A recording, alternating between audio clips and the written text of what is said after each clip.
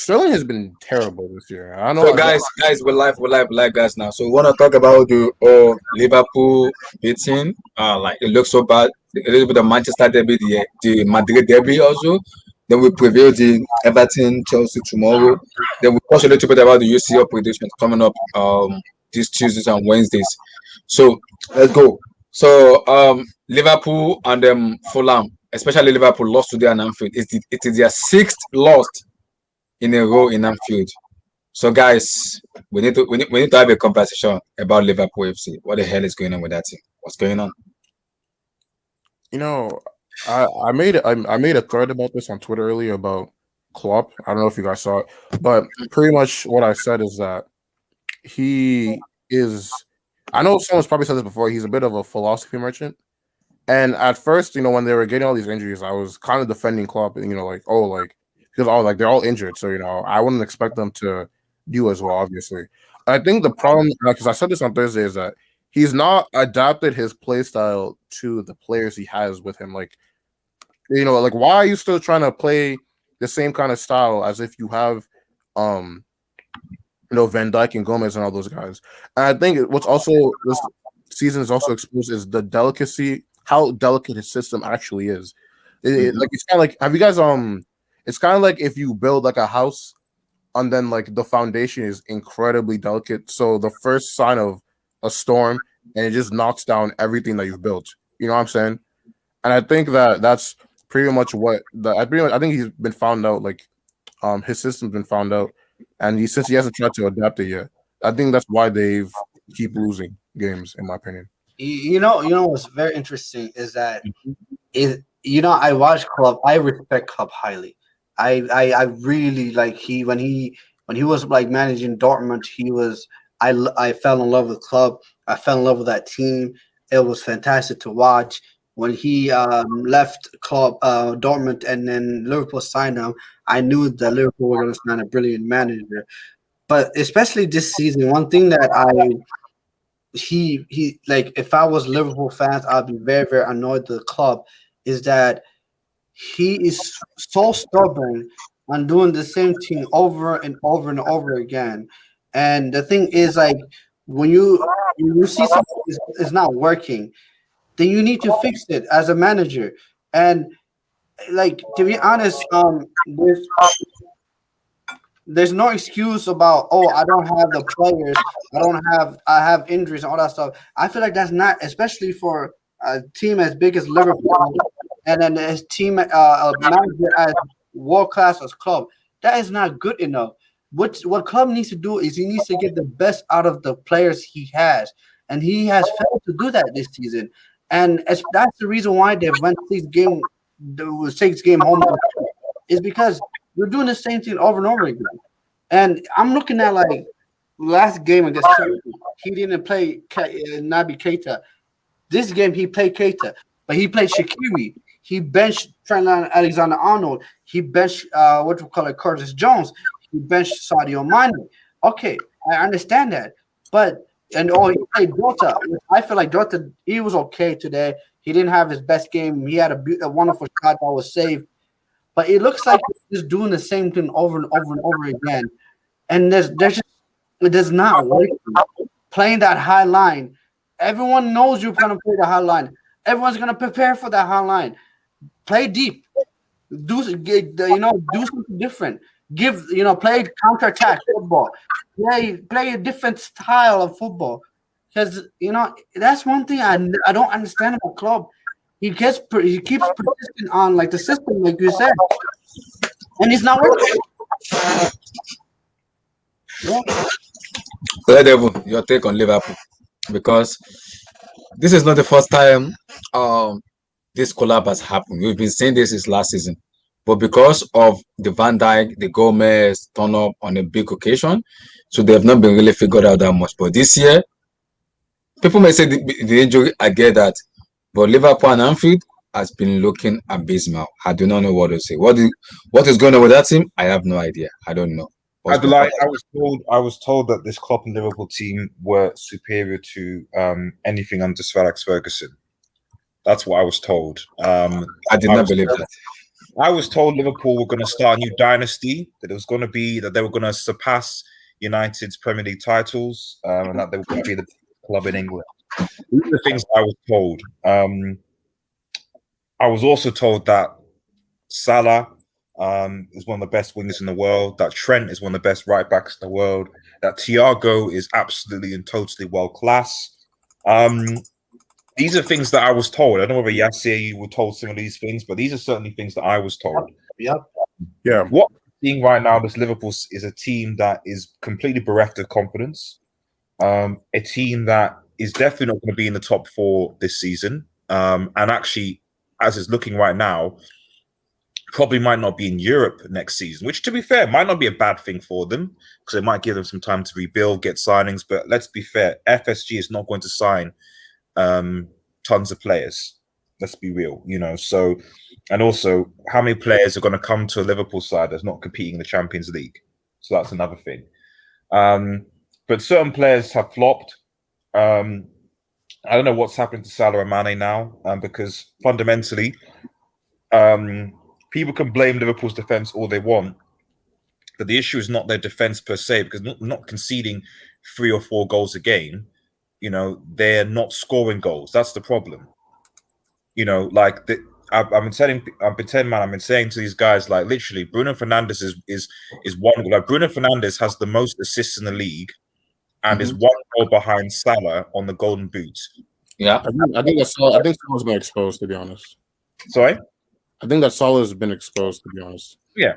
We'll discuss about Salah. We have to have a conversation about how good is Salah without the problem with Salah, everything HH says to discredit Ronaldo, like especially the Ronaldo now.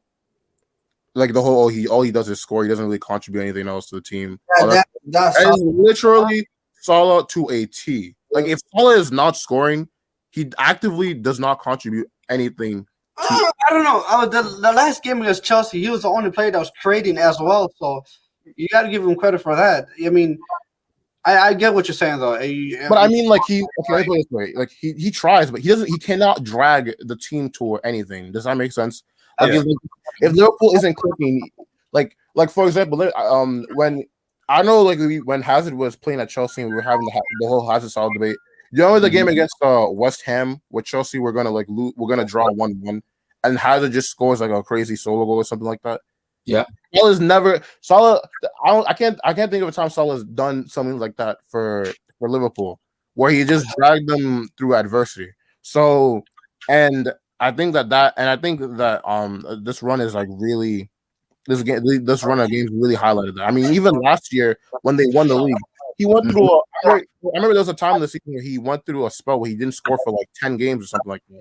I mean, it was because they were still winning, but it's like, bro, like, if you're not scoring, why is that? I can't count on you to do anything else. I mean, fundamentally, like, it's that, like, and this is the thing, because a lot of Liverpool fans, everyone's saying, and I said this kind of at the start of the season, everyone's saying, and you're right, Liverpool have had injury problems, but as I keep on saying, but the injury problems have predominantly been in their defense. Yeah, not the attack. None of the attacker gets injured. It was only the defense. Yotta's back of 6-3-C, so their attack is the same as it always has been. So what's the reason as to why Salah, Mane, Firmino? Okay, now Jota's coming back. I think Jota was in the team, so let's see what he does. It's that attack that's been brickish, But let me put it this way: do you think the players are giving up on Jurgen Klopp entirely? Do you think so? I don't think they've given up. And the thing is, Jurgen Klopp is not going to be sacked by Liverpool. Liverpool are not like Chelsea or City, where he's going to be sacked because he's already achieved enough at Liverpool, especially the Premier League title, where he could be there for goodness knows how long. But what I would say though is that depending on how things go, it might hasten, especially now that you saw Steven Gerrard win the SPFL with Rangers. Rangers, yes, he has already won the league already. Yeah, so potentially it might speeden up that transfer of power, if that makes any sense. So you're saying if the result doesn't go well for Klopp, we might see Steven Gerrard in Liverpool? I don't think they're gonna like. I don't think they're gonna like sack him right away. I don't think they would do that. I Yeah. think if it was going so bad, they might be a resign or like at the end of Oh, the he will season. walk away rather than getting Yeah, sacked. like probably someone who will walk away or be mutual consent or something, and then I think they'll offer Steven Gerrard the job and almost make it like a transfer of power type of thing. But I don't But think. but Red Devil, yes, Klopp will go. Let's say Klopp goes and Gerrard comes in. Klopp wasn't back for me enough for him to Yeah, challenge that's like what I'm Man saying. City and the other guys. It wasn't That's what back enough. that's what I'm saying. What Is give me I the don't. assurance that Steven Gerrard will also be back when it comes Yeah, in? What's so the that's what I'm assurance? saying. I don't think when I'm talking about him being if he was going to be sacked or leave, I'm not saying if he finishes fifth next season or whatever. That's not. People forget that Liverpool fans Liverpool were like that for how many seasons up until recently. So it's Yeah. not the end of the world really for Liverpool to be fifth or sixth or something. Unlike, and on top of that, as you said, they don't Mm-hmm. spend £250 million. So it's understandable that Chelsea sacked Lampard because they don't have the financial thing. Yeah. Um, it'll be more so if Klopp is going to get sacked, it's going to be more so the fact that like if it's just bad result after bad result, and if like he loses effectively the dressing room, that's when I'm thinking, right, okay, if that's the case, if there's complete and total failure disaster, then they might get a Gerrard. But he's done enough already this season in the Mm-hmm. last couple of seasons to give him at least like 2 seasons of like fifth or sixth place or whatever. You know what I mean? Like Yeah. you know, I it's not that if he finished fifth in the next 2 seasons that I think they would sack him because he's done too much already. But Red Devil, I see what you're saying, but I feel like it will be. I think it would be so much damage is going to happen to Liverpool Football Club if they don't make it to the top four this season, because it's going to make it that much difficult for them to acquire players that is the quality of Liverpool. So, do you know what I mean? Yeah, but let's be real though. Like they say the quarter versus Liverpool, like it's only really because you gotta look at the owners, FSG. Like I still keep on saying they only spent on Allison and Van Dijk the money they Yep. did because they sold Coutinho for 150 something. Yep. So it wasn't like they were like, right, we're gonna go and spend 100 on Mbappe and this and that. Like they spent the money based on what they sold. I mean, they sold and it wasn't just Coutinho. Who else? They sold someone else. They stole Lovren. They sold Daniel Sturridge. Yeah, they had a Yeah, good fire sale of all these players. So it's not, Mhm. and so when you look at the net spend of Liverpool over the Klopp era is like less than like 50 million or something ridiculous like that. You Mhm. know, so I don't think. Who yeah, are they? they're the kind of team that financially wouldn't be as affected by not finishing the Champions League because the way their transfer policy already is kind of because they still have the transfer policy of when they used to finish like seventh and eighth, except this Mhm. time you just have better players. But If that makes sense. But my Yeah. the point I'm trying to make is like, and why I feel like Champions League is going to be almost must for them, especially for this season, is that yes, I get it. That they had a transfer policy before, and they still continue with the same transfer policy. And in the ideal world, you will say that okay, yeah, if they don't finish the top four, it's okay. They're just going to continue doing what they've been doing. But I feel like with what happened with Allison and what happened with Van Dijk and getting those type of players, I feel like they were very lucky to get those type of players, and it doesn't happen. It legit doesn't happen. It's like it is. You have to be. It's not like the right place at the right time type of thing. Coutinho wanted to leave, and there was a buyer that wanted to buy him for 150 million because he literally signed. I remember that year because Coutinho signed a new 5-year deal contract that summer. And that winter transfer window, Barcelona for some reason was obsessed with buying Coutinho, and Liverpool said, "Okay, 150 mil," and the Liverpool was like, "Okay," and then he left, and then luckily they had a replacement for Coutinho that summer with Salah. They bought a Salah that was just scoring goals, and they had his replacement already. But also with that money, they got a player like Allison that was playing in Roma was fantastic, one of the best goalkeepers in the Champions League, and Virgil van Dijk that was playing the Southampton, which was good defender. I never thought it was going to be like this, but no one knew he was going to turn out to be this great, you know? So I feel like I get what you guys are trying to say, but especially in today's league and the way Manchester City are running things and the way Chelsea are running things, they have to spend money. They can't do what they used to be doing, or else they will be left behind. You can't get that lucky again. You can't just say. What I'm saying is that like it's the mindset. What I'm trying to say is that Liverpool structures, they're not that dissimilar to Manchester United, and I would even argue that I don't think the owners is. I mean, hasn't FSG been there since like 2011, right? It is 2015 or 2015. Maybe 2013 or it was certainly took over after I think Fergie left. So possibly 2014, 2015. Yeah, I think 2015 because that was when Klopp came in. That was where Klopp came in. No, he was there. No, he was there when what's his name? Brendan Rodgers was in. When I was there, okay, yeah. The FSG was there when Rodgers was there, right? Yeah, I think he was there. I mean, because the reason I'm asking is if you look at who they signed when Suarez left, they signed players like Markovic, Balotelli, who else? Adam Lallana, Ricky Lambert. Like this is not. My point is this is not a new thing to them. This is random ass weird players. But that's the point you make. Literally, that's what the point I'm trying to make is like what Liverpool people look at what Liverpool has and they praise them. Okay, yes, praise them. They sold Coutinho for high money. They got quality players to bring in, but those type of quality players they don't just exist. You know, they come as like I feel like Virgil van Dijk as a once in a generation, and you have one of the best goalkeepers in his position. And I believe he's also a generational talent. Those type of players just don't come around often.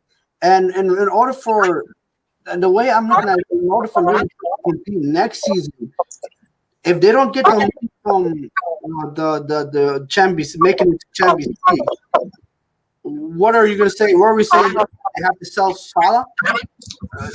Yeah, they have to sell Salah or Mane or both of them to get money.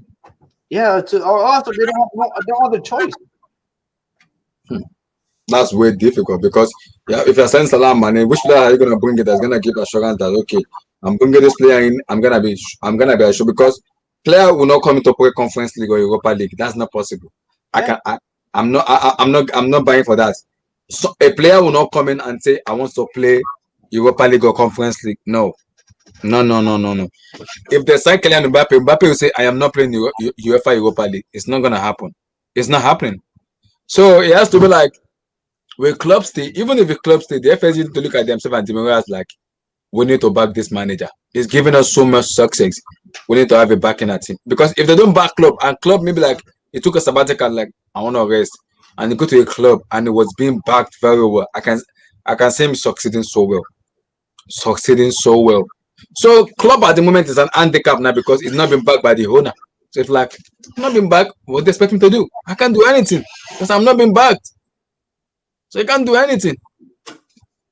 So for me, I think Liverpool fans need to understand the reality. I understand that their ideology, like we are in this tough period at the moment. We just have to galvanize to get ourselves together and make it better. That's all they can do because if they keep blaming club, you can't be blaming. Yeah, I can understand he's making some dumb decision, but look at who is upstairs, who is running the club apart from club. Who? The FSG. You can't buy Kabak and with that defender, I don't even know his name, and you tell him to be on the center back, playing Anderson as a center back, Fabinho as a center back. When there's an actual proper center back at the back. Can we look at can you get the table up because I think that like Liverpool right now on like 43 points, and I did the math. Right now, you know how many points they're on pace to finish on if they keep going like this? 58. That's crazy. That's the Premier League table. That's so crazy. That is so crazy. I told Liverpool fans, I was like, I dare you to finish below Arsenal. I dare you to finish below Arsenal. I dare you to finish below you know what's crazy? 3 months ago, Arsenal were relegation candidates. Yeah. Arsenal has a game. We still are. I mean, there's something like a terrible, like it's always funny just how we like adjust perceptions because, you know, United fans will still be getting bantered on Twitter by So Arsenal fans. Aston Villa has two games in hand, right? Yeah, Aston Villa have 2 games in hand. Aston Villa will finish above Liverpool. Yeah. I So think Aston Villa will finish above Liverpool at this race. Arsenal could finish above Liverpool. Arsenal. If Aston Villa win there, because I don't know who Aston Villa are playing this weekend. They're playing. Let me see. Let me see what they're playing. they're playing Newcastle. Newcastle and Tottenham.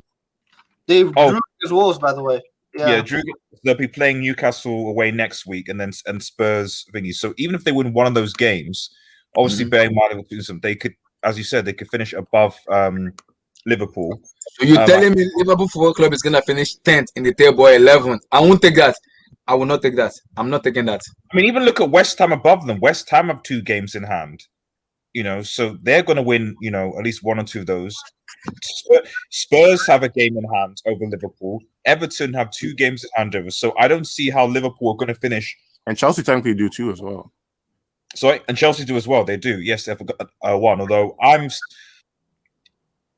mean, I don't know, Abdullahi. I'm still not 100% convinced that Chelsea are going to finish in the top 4. I'm still not convinced yet. We have to do that. That's for me too, because as the match comes in, we have to keep playing and see where we end up. If you lose to Everton tomorrow, that's a problem. I don't think it's like top 4 is over, but I think it shows you I think look, because these are our own matches now. Yeah, Everton, Chelsea, West Brom, Palace, Brighton, and West Ham. So if you can win like 1, 2, 3, 4, 5. The thing is, you're facing teams. Okay, maybe not Palace, but certainly West Brom and Brighton are in the relegation fighting teams. So we're playing Arsenal, Leicester, and Aston Villa, Manchester City.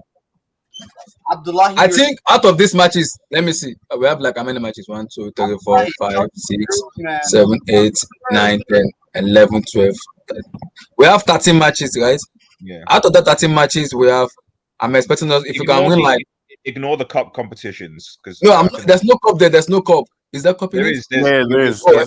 United. Okay, let me take out Atletico and them Sheffield United. So we have like 1, 2, 3, 4, 5, 6, 7, 8, 9, 10. We have 11 games. Yeah, we have 11 games. So Chelsea would need to win at least half. 8? No, half. Wait. I think if you win about 5 or 6 of your remaining. No, I'm trying to do the mathematics now. So we have 11 games. That's 33 points. 33 points, yeah. So and you usually need at least, I don't know, north of 65. I mean, maybe this year at least like 60. Mm-hmm. So that means, and Chelsea are like what, 47, 48? 47. So yeah, so Chelsea need to win like at least 5, 6 games. So 47 plus 5, that's 47 times 5. That's 15. That's 62. So, that's 62. So Chelsea need and honestly. So we need to win like at least 8 or 7 matches. 8 or 7. But no, you need to bear in mind that other teams like West Ham, Spurs, and Everton have games in hand over Chelsea. Exactly, and this is as long as we keep winning, I think we will be fine. Because if we keep winning, that will be much easier. If we keep winning, because that will give us more confidence. Like we just want to win. Because I want to look at the fixtures of the other teams. I think the other teams have to still play each other as well. Mm-hmm. So as long as Chelsea win the. Hold on. Because look at their fixtures. They have to play let's see, Leicester, that's fighting for top 4. Then Manchester City, that's already Man City for me. Man City. I know, but you see, like those are. I feel like those aren't as bad because it's towards the end of the season, and I feel like whatever the top 4 is gonna look more secure or less secure by. No.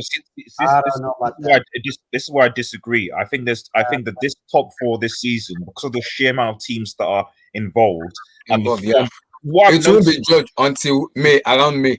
Because right now I'm looking at West Ham's games, and next they play Leeds, then they play Manchester United, then they play Arsenal, then they play Wolves, then they play Leicester, Newcastle, Chelsea, and Everton and so pretty much out of the teams like in and around there, they still have to play Chelsea, Leicester, Arsenal.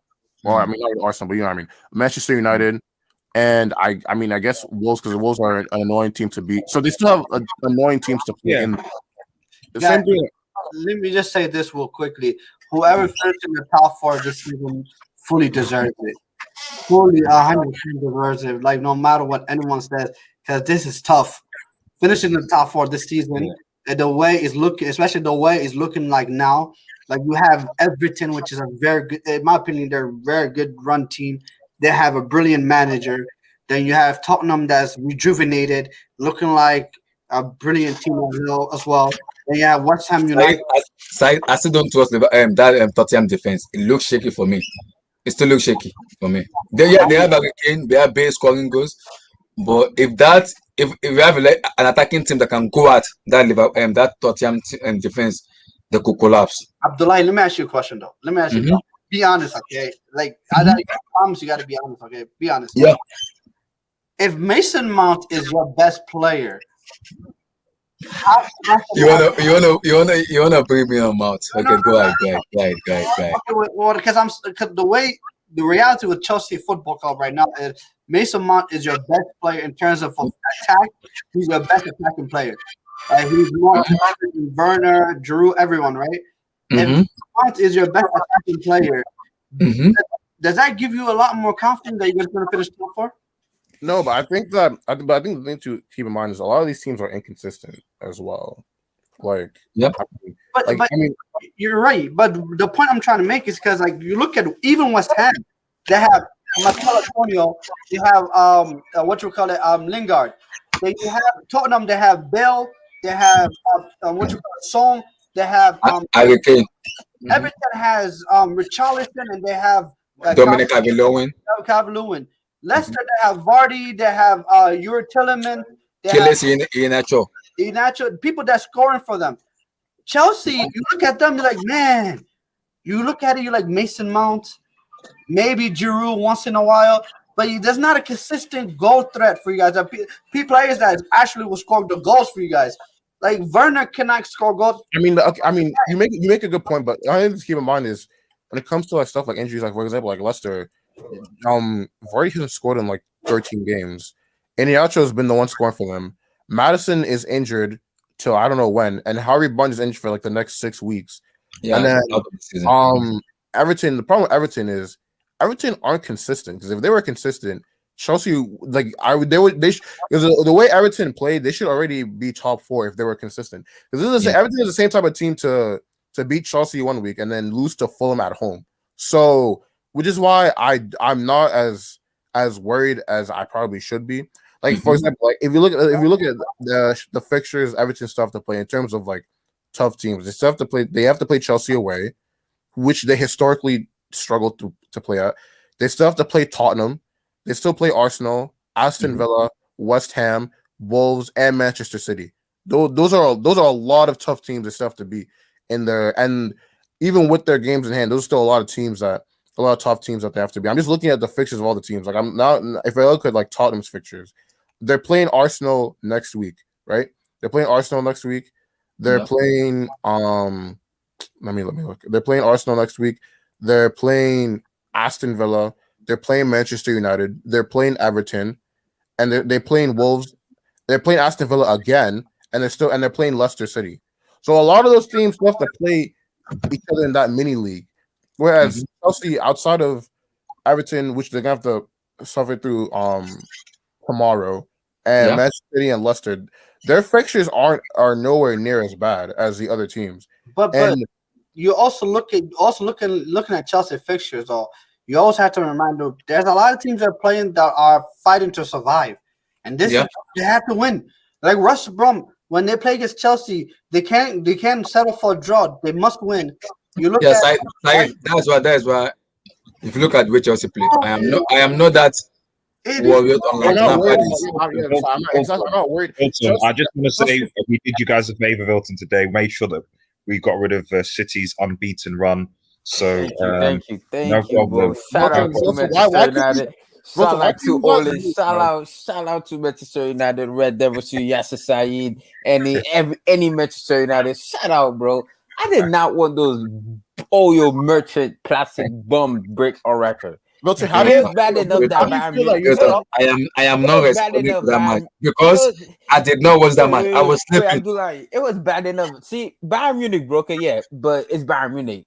They have 6 Champions League. City, a club that's never been to a final, is gonna get the hell out of here, bro. No, Roger, I'm how do just you happy. Roger, how do I'm you just feel that happy, you guys bro. stopped Atletico from winning the league just so Barcelona can win it? How do you feel about that? What do you mean? Says who? Says who though? Says who? Says who? Because Barca still has to play Atleti, and Atleti beat them in the first Yeah, game, and yes, Barca still got to play us again. So I can't really say exactly. Barca is gonna win it. Guys, Like, we got But honestly, if I swear, if Atleti don't win this La Liga, if Yes, Barcelona yes. wins La I Liga think again, bro, at this I think point, I Atletico don't know has a what I game would do. in I'm not hand. gonna lie. When Atletico when Barcelona won it with Valverde, that's when I stopped caring about La Liga. I'm not gonna lie. guys. With Valverde, So let's Valverde just was round up. using black magic, Guys, bro. I want us to round up the Liverpool talk and just go to the London, the Madrid derby before the Manchester derby. So, Milton, your thought on Liverpool? Because for me, On Liverpool, this is Liverpool, going, this Liverpool. is going from, This this is is not even going from, very. this is going from worst to worst to worst to. I This don't know. Liverpool team is reminding me of the Chelsea 2015 team when they won the Prem. They just were completely garbage in the next season. But like, But but it's not. Liverpool, but the reason why I'm saying it's not the same because Liverpool. I remember after they beat Spurs. I remember a bunch of Liverpool fans. Oh my God, nobody can stop us. We're gonna win the Prem again, back to back. When Firmino got that game winner against Spurs, but I'm like, there's like 20 plus games left. How the hell did you win the Prem? And it all started ever since that. I think was it the West Brom game or the Fulham game where they dropped points? They West Ham. just it was West Brom, right? Yeah. So it all started ever since that game. They just because you can't really blame the defense because I remember they lost 7-2 to Aston Villa and Van Dijk was there. I just think that the players are mentally, physically tired.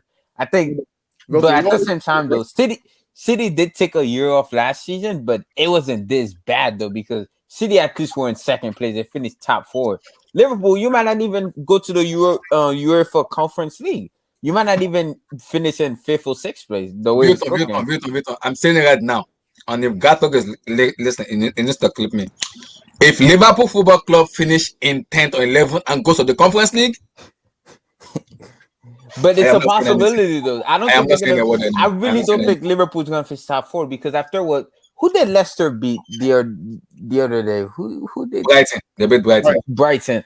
Because I do think Leicester's gonna edge out top 4. I think it's gonna be Chelsea and Leicester. Usually Leicester, but I'm giving Leicester a lot of props too because they have injuries too, so they're coping with it. But with Liverpool, it's like because they had it. Arsenal beat Leicester City. They had so many chances, and they had Chelsea in midweek. You were home. You had so many chances to make top 4. They're just toothless in attack because I see Milton, everybody saying let me put it this way for you. If you are Liverpool board and the FSG, will you sack club? And if you sack club, who do you bring in the no. summer? That's being an overacting merchant. Like I said, you can't sack Klopp after everything he's done for you guys. I would give Klopp one more season. Yes, Liverpool's a big club, of course. When you're a big club, your fan base expects you to be competing for your domestic league and the Champions League at all costs, no matter what it is. I just think that they're having a bad season, but I've never seen something this bad before where literally the team that won the Champions League 2 years ago and won the Prem last season, they just drop off completely. I just think the players are mentally burnt out or physically tired because that style of play Liverpool uses a lot of You energy. can pressing, right? Yeah, and plus they don't have a Henderson and Fabinho in midfield. Yes, they have a lot of injuries, but everybody has injuries. So if I'm Liverpool, just focus on the Champions League. See if you can make a run in the Champions League because CL is a different sauce. Milton, if RB Leipzig beat Liverpool 3-0 or 4-0, Liverpool should not show themselves anymore in the next 2-3 years. I'm saying it right now. Liverpool football fans, not even club fans, should not have any competition about winning the league anymore. Because it's gonna become embarrassing. Yeah, that's really very embarrassing. If they somehow bottle the second leg, because there's a possibility. See, but at the same time, though, it is CL. CL is a different sauce, so I'm sure they're gonna turn up for that because they know that's the only competition they have left to compete in. So try making a run in the Champions League. If you lose to Leipzig, my Lord have mercy. You know what's the biggest problem is? I mean, their second leg, they're playing at home at Anfield. No, it's in Budapest. It's not in Anfield anymore. Budapest. That's what I'm saying. That's what I'm saying. It's not at Anfield. Oh my god, so lucky! Oh my god, so lucky! Liverpool is so lucky, man. They could even lose also. Even if it's not in Anfield, they could lose because the mentality of those players is down. Literally down. You know what makes this Liverpool team worse than the Chelsea one that was trash? The Chelsea one was bad because they didn't try. These guys are it was only Willian that was trying that year. It was only because if you know, that's still no excuse though. That's still no excuse to be the defending champion finish. Oh no, it's not an excuse, but like it's even worse when you're trying and you're failing. Does that make sense? Yeah, it makes sense because they actually are. They were in the relegation, and when they got rid of Mourinho, they weren't that bad. After they got rid of Mourinho, they still weren't that good, but like they were more solid. If that makes sense. Yeah, whereas Liverpool are actively trying to win games and they're just failing at it. Just fucking get it. Why this toothless in attack? Like what is going on with Salah? No, I've said this before. Jurgen Klopp's system is so delicate that when you take one piece out of it, everything just fails. Like because they rely on the fullbacks to support them in attack, and the fullbacks can't go up as much now because they can't just leave Van Dijk and Gomez and Fabinho back there. They have freaking Kovac and some other random useless guy. And I think Henderson is injured too. Because usually in a football game, if your midfield wins the battle in the midfield, like in the middle of the park, you most likely are going to win that game. Exactly. And so they don't have anyone. The fullbacks can't go up as much because they can't rely on the midfield and the defense to cover for them. And so now you're asking players like Salah and Mane to create for themselves. And this is where I said Salah's exposed. Salah can't do that if he doesn't have people creating chances for him.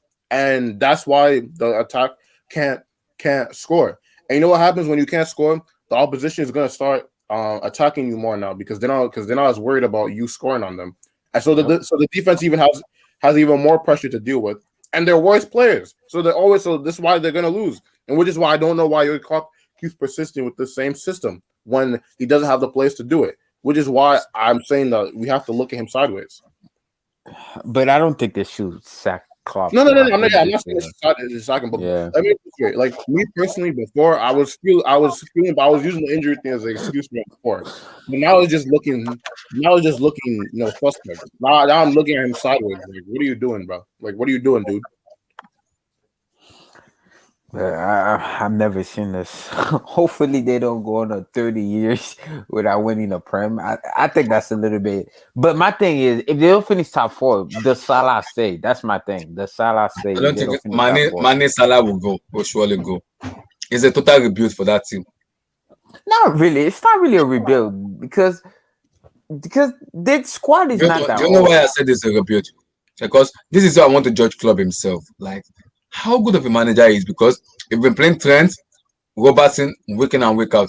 There's a way you can rotate this team. You bought a left back for goodness sake, and that guy hasn't even played a Premier League match. You bought a left back to replace Robertson in case he gets injured. At least rotate your team and give that player a run of game to see how good he is. You can't be persisting on one player week in and week out. They will get burnt out. They will surely get burnt out. And I think that's what's happening too. Because even Pep, give him hate on Pep all you want, but Pep loves rotating he loves rotating his players. Exactly. He loves rotating.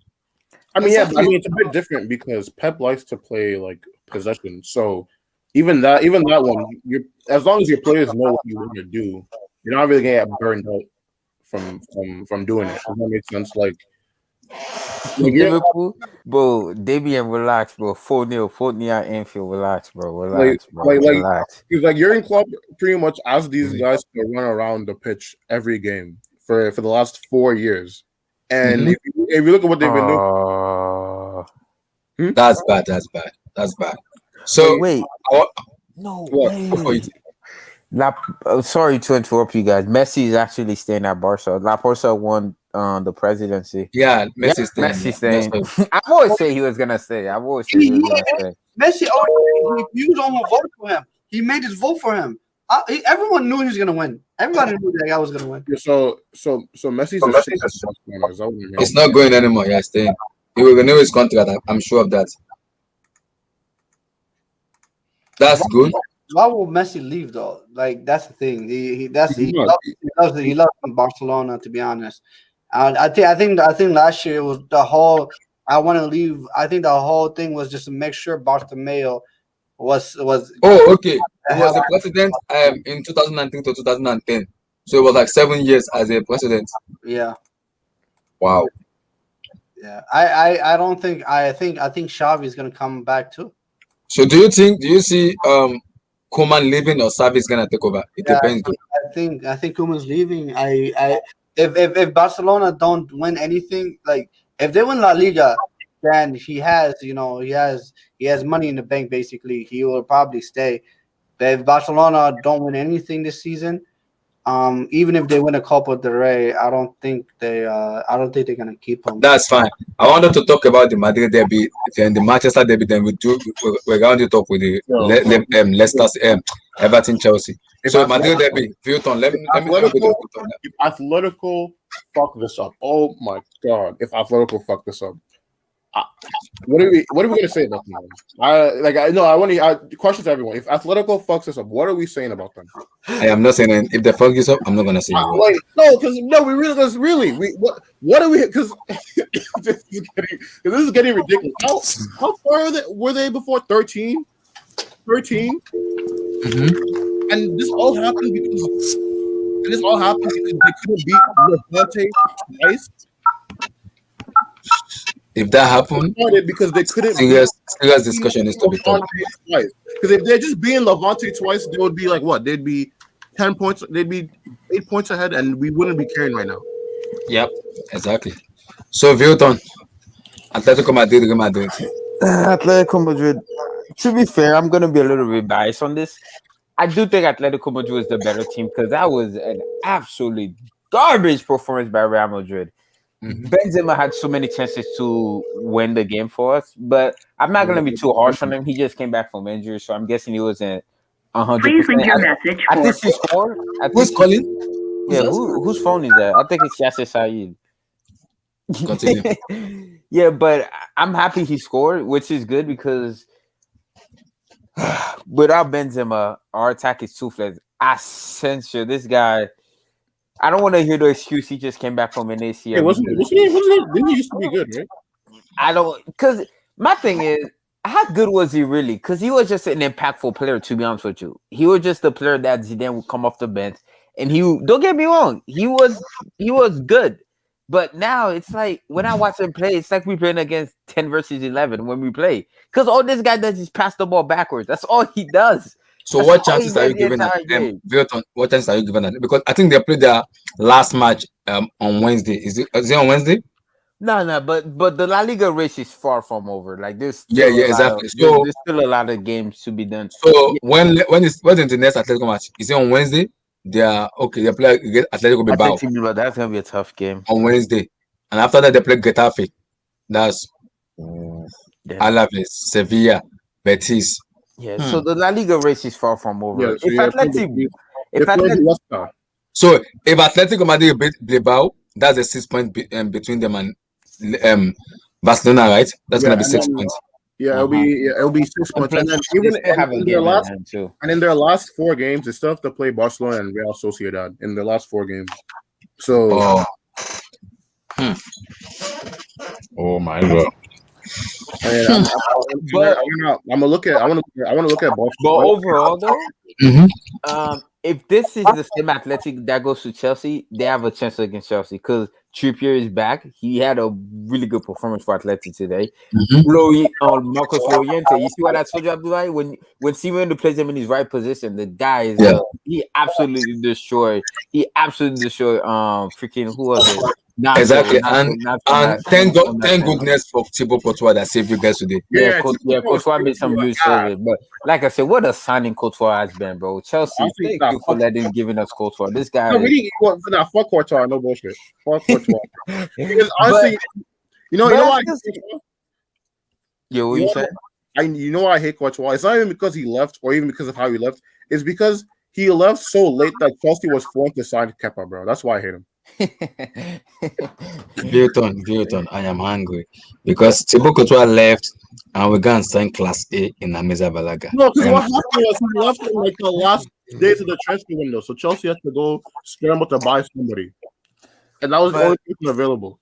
But yeah, I see a lot of Atleti fans saying they're gonna win it. Yeah, they should win it. They have a game in hand. Obviously, with what they what. So their game in hand is against Yeah, Atletico Bilbao, right? Yeah, they're 6 points ahead of us. Well, if they win the game in hand, they're gonna be 6 points ahead of us. So Okay. yeah, so they should be. So favorites when will to you win it, see? but I When don't will you? think the La Liga Okay. race is Vilton, far when from will you be over. like Atletico Madrid wins this La Liga? When? After maybe After, my after thing is I don't like speculating who's gonna win it in my league, but I like speculating in other leagues. I'm not gonna say Atleti wins it yet until I see like it's mathematical, like mathematically impossible for us to win it, because I've seen it. I've seen it time and time again. Atleti, yes, did this Atletico Madrid team looking like the 2016 Atletico Madrid team? By the end of the day, there's still like 13 games left. There's a lot of points left to be played. Mm-hmm. And if Real Madrid, oh my, if we let Barca win La Liga again this season, bro. wait. Speaking of, I'm looking at their fixtures. So they're next. They're playing Huesca at home. Then they're playing Real Sociedad away, and then they play Real Madrid 2 weeks after that. So they play Valladolid, who no one cares about, and then they play Real Madrid away on the 11th of April. Mm-hmm. Then they play They play Getafe. yeah, Getafe. then Villarreal, It's on the screen, Villarreal, yeah.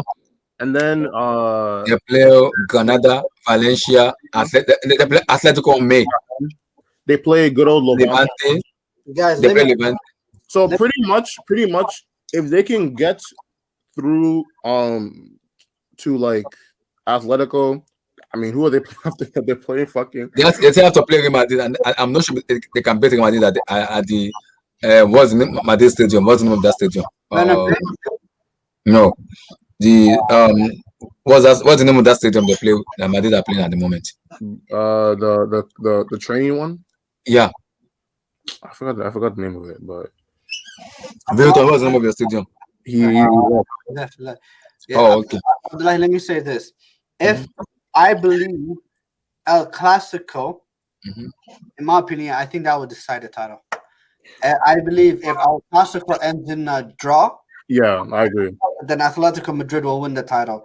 If whoever wins between the El Clasico will end up winning the title, whether it be Barcelona, whether it be Real Madrid. That's what I believe. But if it ends in a draw, I think Atletico Madrid got this. I mean, Real Madrid have the easiest fixtures out of the three remaining in the. But you still can't trust Madrid because they're not scoring enough goals to give me that confidence. No, I think because the reason why I say that is because I feel like a lot of the next couple games for Barcelona are not that bad. Same as Real Madrid, same with Atletico Madrid. I just feel like that Barcelona, the El Clasico one. I just have a feeling that I think at that time, I think Atletico Madrid might still be like 3 points ahead, or might even be 4 points ahead. And if that game ends in a draw and Atletico Madrid wins that game, then they'll go up by 6 points. Yeah. And at that point, I feel like that it'll be over. But if Barcelona end up winning, then that means that Barcelona will have the edge going into the do Barcelona play Atletico Madrid? I mean, Yeah. yes, I mean, like if you look at I did like pull Real Madrid fixtures. If you look at their fixtures, I'd say, like I said, they have the easiest run out of the three. Like the hardest teams they're gonna play is Barcelona, Sevilla, and Villarreal. Yeah. Outside of that, their fixtures aren't particularly difficult. Exactly. We have someone in at the moment. Salim, how you doing, bro? I'm okay, man. Can you hear me? Yeah, we can hear you. Yeah. We need your thought on Liverpool. What has gone wrong with exactly your club? What the hell has been going on with Liverpool? What exactly is going on? You know, there's a lot of things going on. How do I explain, man? You know, let's start with the beginning of the season. Okay, the main story is the beginning of the season. Okay, Mm-hmm. we have four center backs. Lovren left, so that leaves us three center backs. Two of them are known for, even though they're great center backs, they're better than majority of the players in the league. I Yeah. would say, like, if we've been honest, like Gomez and Matip are way better than any of the majority that center backs in the league. Yep. So so but they're not available. I cannot rely on them for them to be available. So what happens? Van Dijk goes down with an ACL. You guys can hear Mm-hmm. me, right? Loud and clear. Yeah. Yeah. We can. Mm-hmm. Mm-hmm. So Van Dijk got injured ACL. Okay, now you have two injury prone, even though they're good, but you cannot rely on them. About 6 weeks later, after the international break, oh, Gomez is down. He's out of the season because of knee injury also. Okay, Mm-hmm. so what happens? You start you start losing your midfield to the center back position. The whole team, like the attack, Liverpool attacking power always comes from the two fullbacks. Yeah. The two fullbacks, if you watch the two fullbacks, they cannot go forward. If they go forward, they leave two unexperienced center backs to do anything. So the whole thing is so messed up that we don't even know what's going on. It's like the attack is messed up, the midfield is messed up, everything is messed up.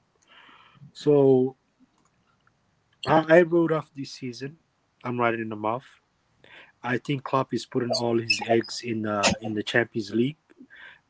Will they do anything if they get past semifinal and Van Dijk start playing? I'm gonna believe it, but I don't think we will win it. So it's so bad for us that Anfield used to be like teams A when they fortress come for in. any team that goes there. Teams when they come into Anfield, they already knew they were losing. Yeah. Now they can walk in and say, you know what, we will get a W. Yeah. We're just gonna take the W. I mean, literally, Fulham was like Liverpool of. I would say the Liverpool that used to not play good but can Mm-hmm. win the game. When win the game. Yeah. That's what Fulham used to act it today. On like this Liverpool looked like a Liverpool that didn't want to play at Anfield. It's like a voodoo. Something happened where Liverpool cannot play at Anfield. It's like that fear we put in teams is no longer there. So I don't see anyone. I, But I Salim, don't do you? see this. Look, the good thing is we don't play Anfield until after the international break. I don't think you guys are going for. Everybody's going for international because of the COVID. No club is allowing players to leave. No club. No Yeah, one is leaving. the good thing is we don't play at Anfield until the 10th of April. April. So all your matches are away. No, Yeah, nothing is in Anfield. and away form is way better than our home form. So Oh. Hmm. so it's I don't know what would happen, man. I really wrote off the top four. So I want to finish outside of Europa League and the Europa Conference. Everybody's throwing. That's if you want to go in. No one can force us to play in that game in that league. Mm-hmm. So in that cup, no one can force us to play. It's just I don't want to be anywhere near Europa League. I'd rather be 10th than have even if we no Champions League. Okay, let's go ahead and get the right players next year. Sell the dead weights Mm-hmm. and and all. I heard you guys like Vilton saying we're gonna sell Salah and nah, Mm-hmm. Mane and Salah not go nowhere. We're not selling them. We're selling the dead weights. The dead weights are going like Shakibi, Origi, Ox. Uh, so, like those guys are gone. Like Minla with I think Adrian. I think all the dead weights are leaving, so we will get the right players. I'm not too concerned about it. I just don't want to finish eighth and go seventh or eighth and go to play in in the Europa League. I don't want to play in the Europa League. I'd rather finish ninth. And tenth, no Europe, no Europe. Just focus on the Premier League. Like what Chelsea did under Antonio Conte. Yeah, because this is like the worst. Look, FSG took a gamble. Okay, they took a massive gamble, and they're paying the price. I'm neither FSG in or FSG out. I'm just neutral when it comes down to them. Okay, but there's a certain points you need to criticize them for being stupid. Clearly, you see your best defender is out. Mm-hmm. Why do you have? Why do you not get? Why do you not get something that could help? That could help the team. It's just weird, man. It's weird, bro. I'm done with my I'm done with my assessment. So I'm leave it to that, bro. You guys can say whatever you want after this. Uh, like we've already debated about it, but I'm hearing the news about Gerrard coming out. Like this is not the moment for Gerrard to Klopp, come. bro, I look. Klopp is not leaving. There is no such thing, bro. I think Klopp out is from rival fans. And let's be honest. If Mm-hmm. Klopp leaves Liverpool, then we are going sideways. I'll be honest with you. Going down, Yeah, down, down, down, yeah, down. bro. Rival fans. Be honest. Rival fans would like Klopp to leave Liverpool. There's no because Klopp is the one who made no way, bro. No way. FSG. If Klopp even finished 16th, they know where they're gonna sack him, bro. 15th. They know where they're gonna sack him because they know what this man did, man.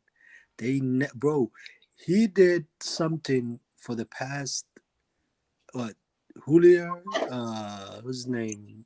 You guys, I think Kenny, 99, Kenny, 90. Kenny, Kenny. Even our greatest player, Kenny Dalglish, couldn't even do it. Mm-hmm. Rafa Benitez couldn't do it. You didn't do it, yeah. Bro, he done something that no other. Win a league, win the Champions League, be in the Europa a Champions League final twice. Twice, back to back, twice.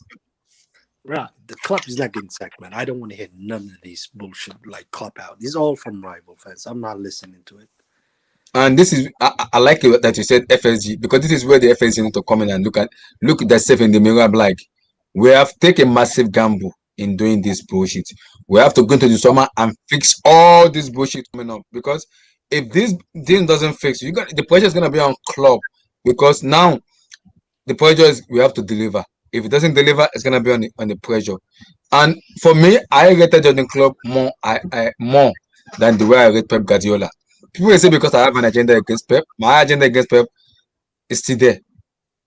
He has to win that UCL with Manchester. If he doesn't win that UCL with Manchester, for me, it's not categorized as the GOAT of a manager because Jurgen Klopp has won it for Liverpool and he has gone to the final back to back in a row. So that is a world class manager for me. Pep Guardiola needs to do that for me for the agenda to be kind of erased out. At this moment, he hasn't done it, so I am not putting him into the category at the moment. That is why I'm telling Liverpool fans need to be chill and calm on club. This is a struggle moment. It happens to every club. This is the time they need to back the manager, point the finger at who needs to be Wherever funny. you decide the finger of blame lies, that's up to you. We all see things in different ways. I have my take, you have your take, and I respect all of your opinions.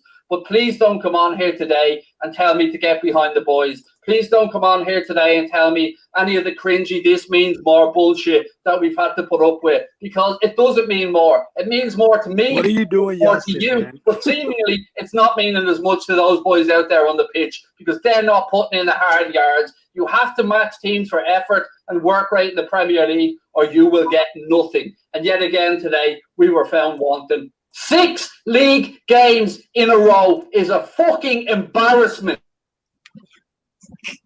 Said, What is that? Bro, Anfield agenda, bro. I don't like that guy, man. But he's right though. Like I don't blame him. Salim, I look at this Liverpool team. I compare it to the 2015 Chelsea team under Ose because under Ose it was only one player that was performing and that was Willian.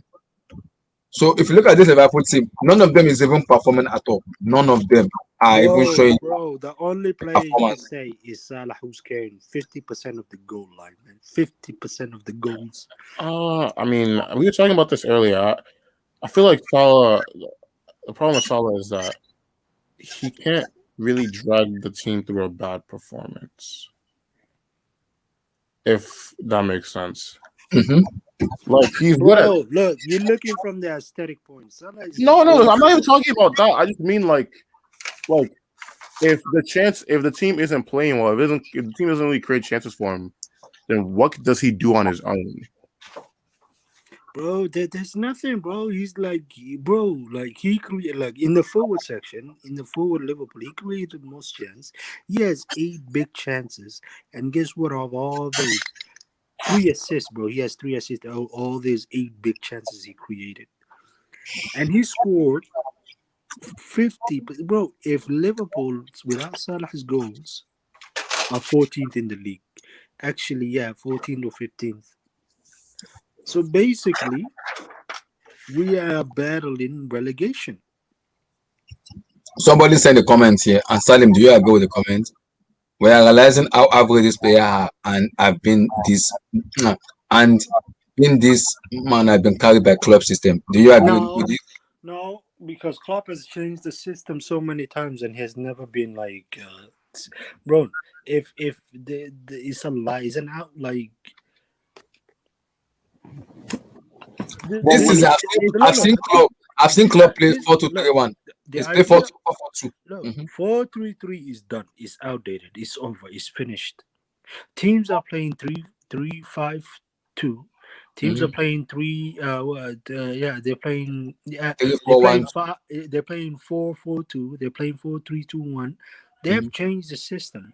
But Klopp is so stubborn Yep. to his and it's no fault to him. I don't care if you're stubborn. You can be stubborn, but there is a point. You listen to yourself, your mind. You say, "What if this is not working? Why do I continue to play this way? Yep. Why? Why? Why are you playing 4-3-3 today against Fulham? Why? What was the reason? And you look, and you have a defender.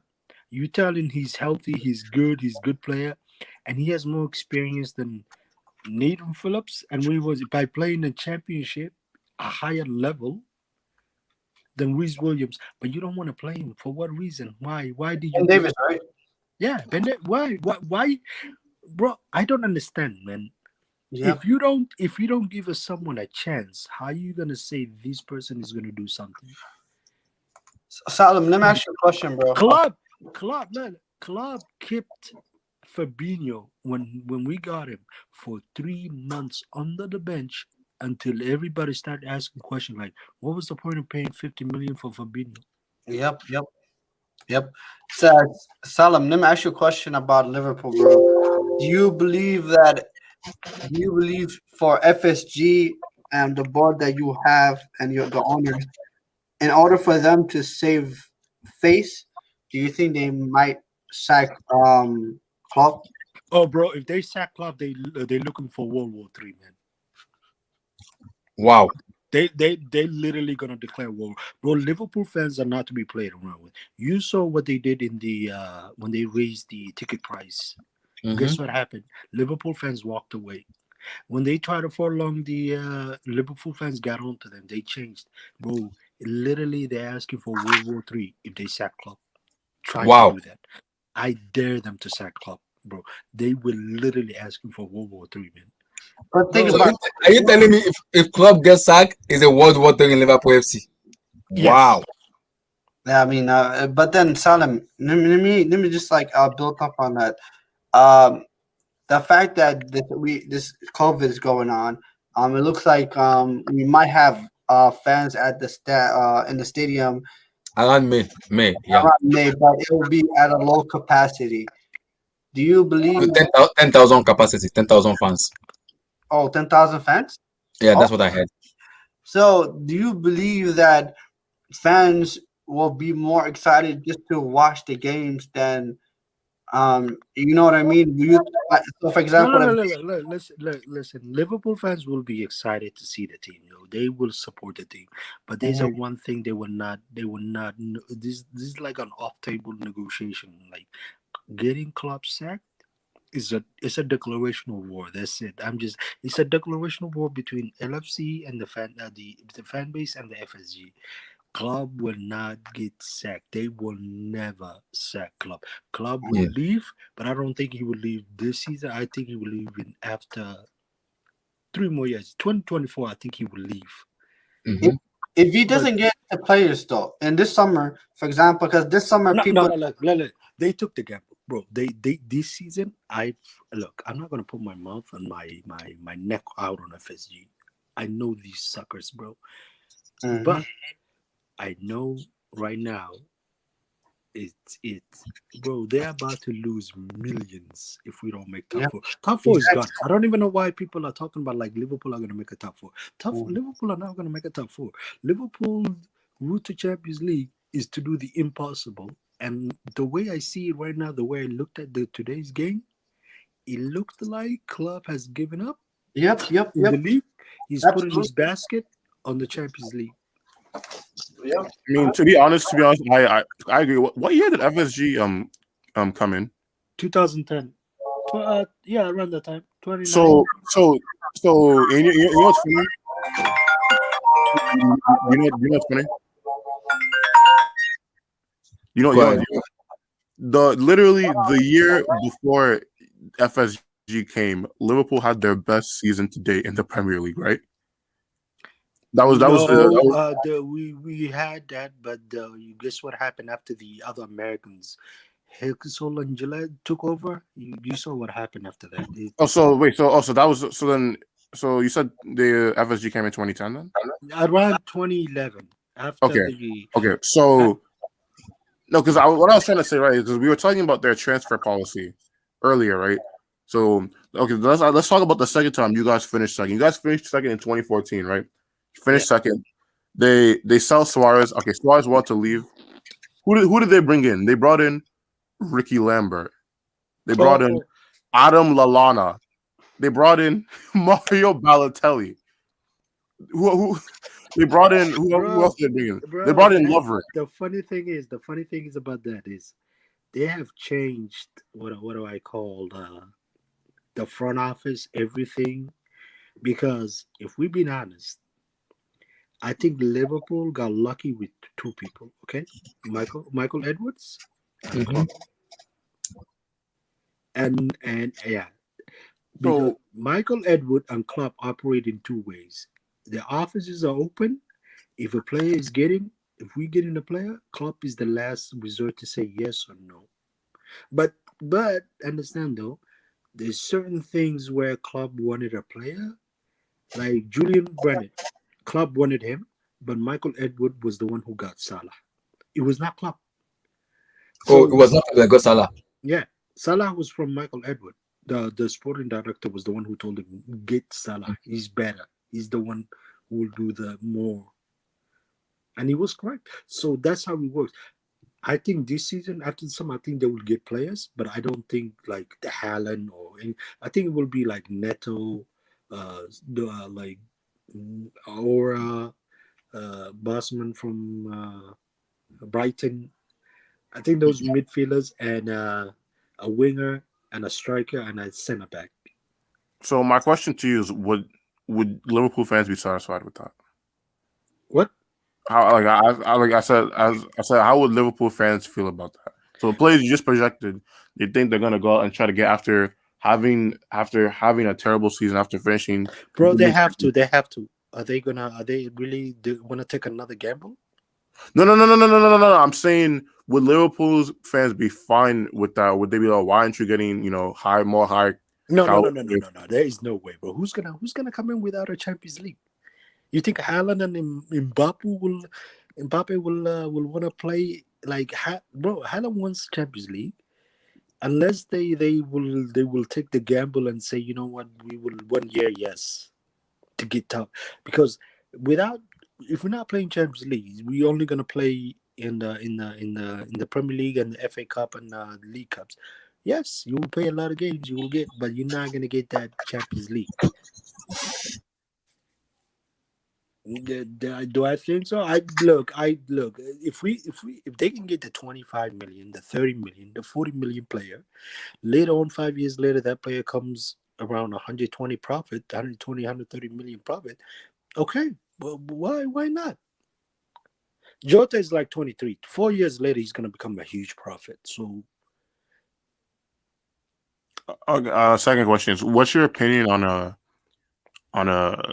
the front three? Why do you think they're struggling this season? bro, they are struggling because first of all, Firmino has been washed for the past 2 years. I don't know, these Liverpool fans continue to protect him with an XG and this because he did a backflip, bro.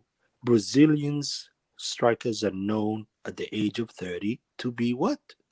I mean, to be What? fair, the only defense I usually give Firmino is that he's not really a striker because he was a cam. He was a cam at Hoffenheim. I know.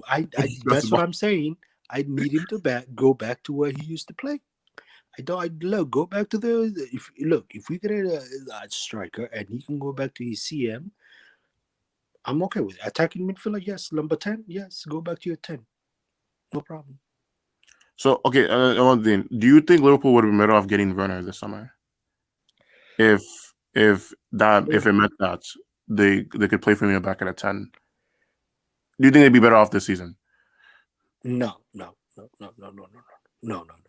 bro.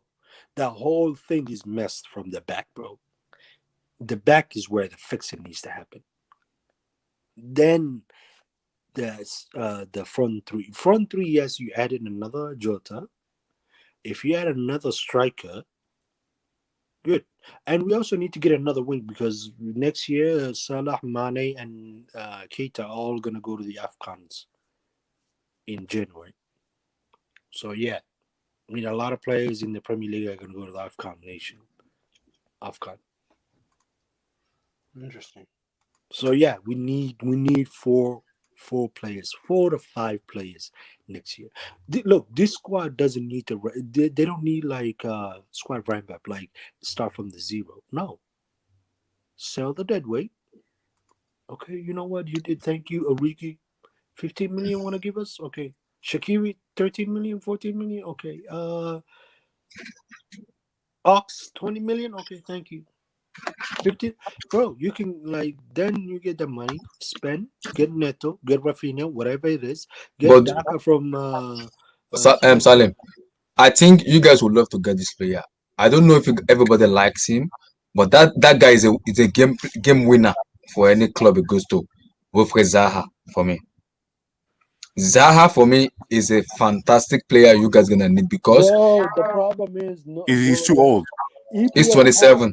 EPL tax is different, man. I'm listening. Who's gonna pay the EPL tax, man? You know, Zaha is what 28 now. 27, 27. Yeah, but he's gonna be 28 by. I think he's gonna be. Yeah, he's gonna be 28. Let me check his age.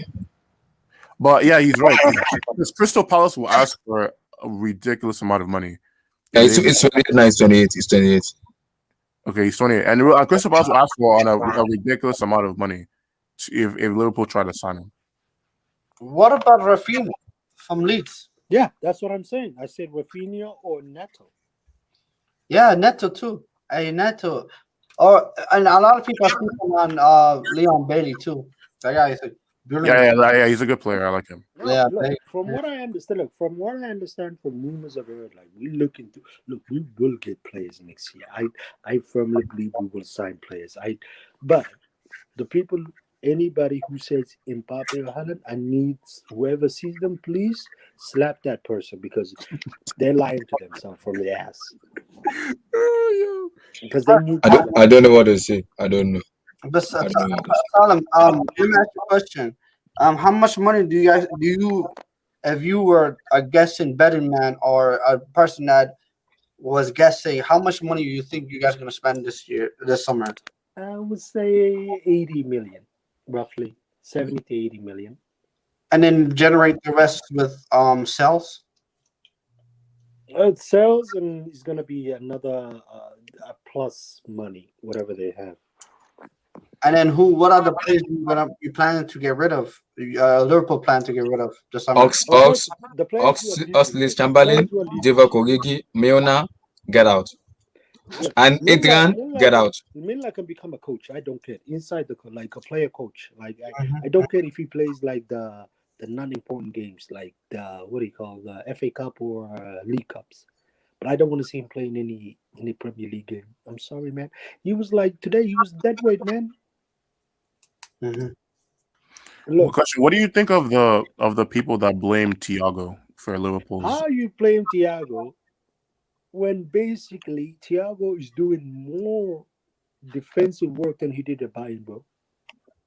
Oh no, yeah, I'm not saying I'm doing it. I'm just asking. I'm saying I'm trying to tell them that like how Yeah, stupid can they be, bro? Look, this is why I don't like Twitter. A lot of things.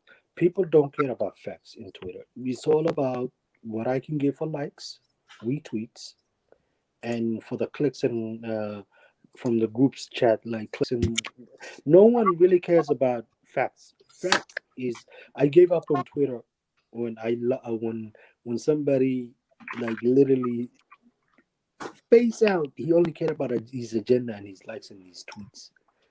But I who in like Liverpool's the defense? United guy Trey or Sean from the LFC guy. Those Yeah, guys they yeah. don't But care can I about ask you a facts, man. question though? Who in the Liverpool midfield before Thiago came there is actually like doesn't defend, because your midfield is known for defending and Look, really who do we running lost? around. Look, if we're talking about how Liverpool midfielder were working, Yeah. honestly, When you were successful. go back, watch Liverpool against Everton. Okay, the game where the VAR and Van Dijk when we lost Van Dijk ACL. Go watch the midfield. The, look, Henderson, Fabinho work in a way that No, makes but the thing sure. is, sorry to cut you short, but like the thing is that was with Thiago. Yeah, Like I'm talking about when you guys were successful, when you were the going three mid. No, games, no. When winning we were games, success, is blowing teams away. Thiago, Henderson. No, it was Henderson, Fabinho, and Gini Ronaldo. Mm-hmm. Bro, look, Henderson and Fabinho and Thiago have only played one, actually, in roughly one game together. Mm-hmm. And guess what happened? Thiago got injured in that game. Since then, they haven't played together. Yeah, but I think you're what I'm asking you is that when Liverpool were Liverpool, like winning Yeah. I games, said you understand. Henderson, You had a Fabinho. midfield of Henderson, Wijnaldum, and Fabinho. Guys, I Fabinho want to was go a get a second coffee. I'm guy. coming. Let me go get a okay, coffee. I'm yeah. coming. And so that midfield was not a really creative midfield. It was like a machine. When you I mean, yeah, describe that midfield, you describe it as a machine. Yeah. Didn't they Now usually attack Thiago, through their fullbacks? yeah, I didn't hear you. So then to answer your question, didn't they like usually attack through their fullbacks, right? Yeah. They only But attack. who do Exactly, we have? exactly. Who did we No, and have? why I bring this up is because you said that Thiago is defending too much. Yeah. But I Right really feel now, that why it was successful was because you had midfielders who had a high work rate and could cover around the pitch a lot and even help those fullbacks. Yeah. Because that was something really important. Your fullbacks were always really high up, and Henderson and Fabinho would always go back into those pockets to actually like help them out and all that. Yeah. But we don't have that. And who do we have as behind them? Like who do we have? The general, man. The Rolls Royce. I mean, the best defender, man. You don't have that no more. Yeah, I agree with that. For sure, Van Dijk is a big miss. Not just that, you had Matip, you had Gomez, who's fast. You had No, but I have Matip, to blame you guys with Matip. Seriously, which team actually relies on that guy? I have to blame Liverpool for relying on You Matip. cannot say anything about Matip's defensive skills, but I'm not talking about his defensive skills. I'm talking about his injury record. Yes, How do you rely on a player like that as your third defender, and then you sell? Never sell a player, no matter what, bro. No matter what, he will not sell a player, bro. Adam Lallana has been so injury prone, and he just after he finished his contract and he left. Then maybe that's not Klopp. Maybe it's the I don't think you can say it's Klopp. Maybe it's your it's a loyalty, management. bro. It's loyalty, bro. It's Klopp is loyal to a fault, man. Do you miss Lovren? Klopp wanted to still keep Loris curious. That's how much to a fault of loyalty he has, bro. Until he was told he has to become ruthless. The Klopp thing can is though, the thing is though, I feel that Matip is. I'm not even say sell him, but don't rely on him as your third no. defender. We are getting number two. Number two is must. Ibrahim Konate is the one that's been looked at it, and another defenders, and also Aston Villa, the 23-year-old. I don't know. I forgot his name. That has also been looked at it. So yeah, but I Ollie think Watkins. yeah, Oh, the Aston Villa player you said? What player are you talking about? the defender was the center back, the black guy, the black Oh, one. you're talking about Are you talking about the really tall one or the other one? Or Not Konza? mixed, not mixed. The other one. Are you talking about Konza. Konza? Yeah. Konza is not bad though. I have to say, it's not bad. It's not a No, bad pick. but I I think he think has a lot of potential. look. I think it will be either Konate or the other Aston Villa. Those are good. Like, if we can get a number two, a solid number two, Matip, Gomez, and one more center back. Because let's be honest, we still need another center back. We have to have five. I'm not But taking no you four. guys have five now though. Okay, how many center backs do you Bro, have? You have bro, come on, Matip. man. You cannot Phillips and No, Kabak. Okay, Kabak is on loan. I But think Kabak is going to stay. I think Kabak. We will pay the huge do you fee. rate him? He's okay. He's 20 old. He will learn. But then you know what's a problem with Kabak is, right? The guy came from Schalke.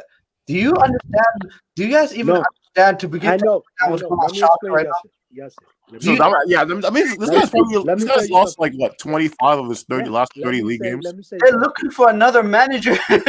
They're looking for the fifth Schalke, manager. bro. That's their Schalke, bro. Schalke had a good players. It's just their managers and the way they operated was disgusting. absolute bricks, man.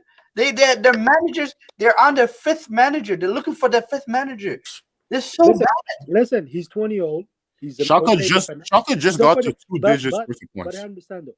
Quebec needs another world class player along him too. Like he would need Matip or a Matip level or Van Dijk level player or Gomez, even a Gomez level player.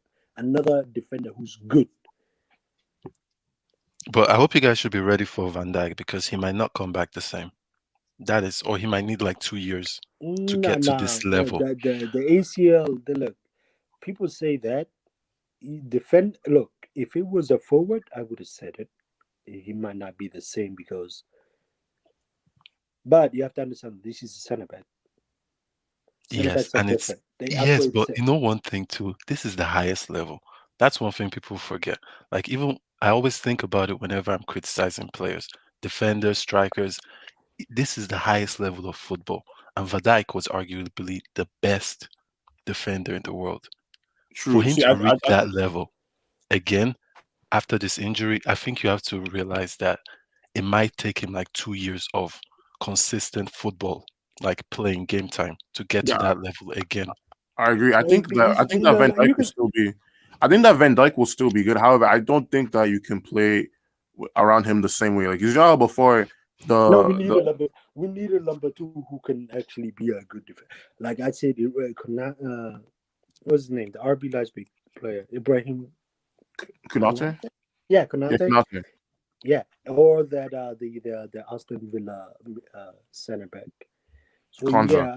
yeah. Because the reason why I was trying to say right is that you know how the fullbacks will go up a lot, and I know the midfielders come back to help, but that's still a lot of pressure that you put on your center backs, and you can get away with it because No. I think next year, I really believe next year we're gonna get out of the fullbacks up high. We're gonna attack every place. We're gonna attack from the wing do the side middle. and to the middle also because I think we're gonna get that the either the Rodrigo De Paul from Udinese or from Lyon because we've been tapping this guy for 2 years and his agent is the main problem, like telling me come. He's been saying no. So I So hope. do you think that's part of the reason they got Thiago is just to start prepping for Yeah, I think that's the. I think yeah. The look, the formation was gonna change with Thiago and Henderson. The way we played, because that game is what showed me everything against Everton. The way we played, we didn't use too much of the fullbacks, but we were attacking through the middle. But But you lost that game though. we No, no, didn't they lose. drew. It Okay, was they drew the game. Actually, we should 0-0. have won.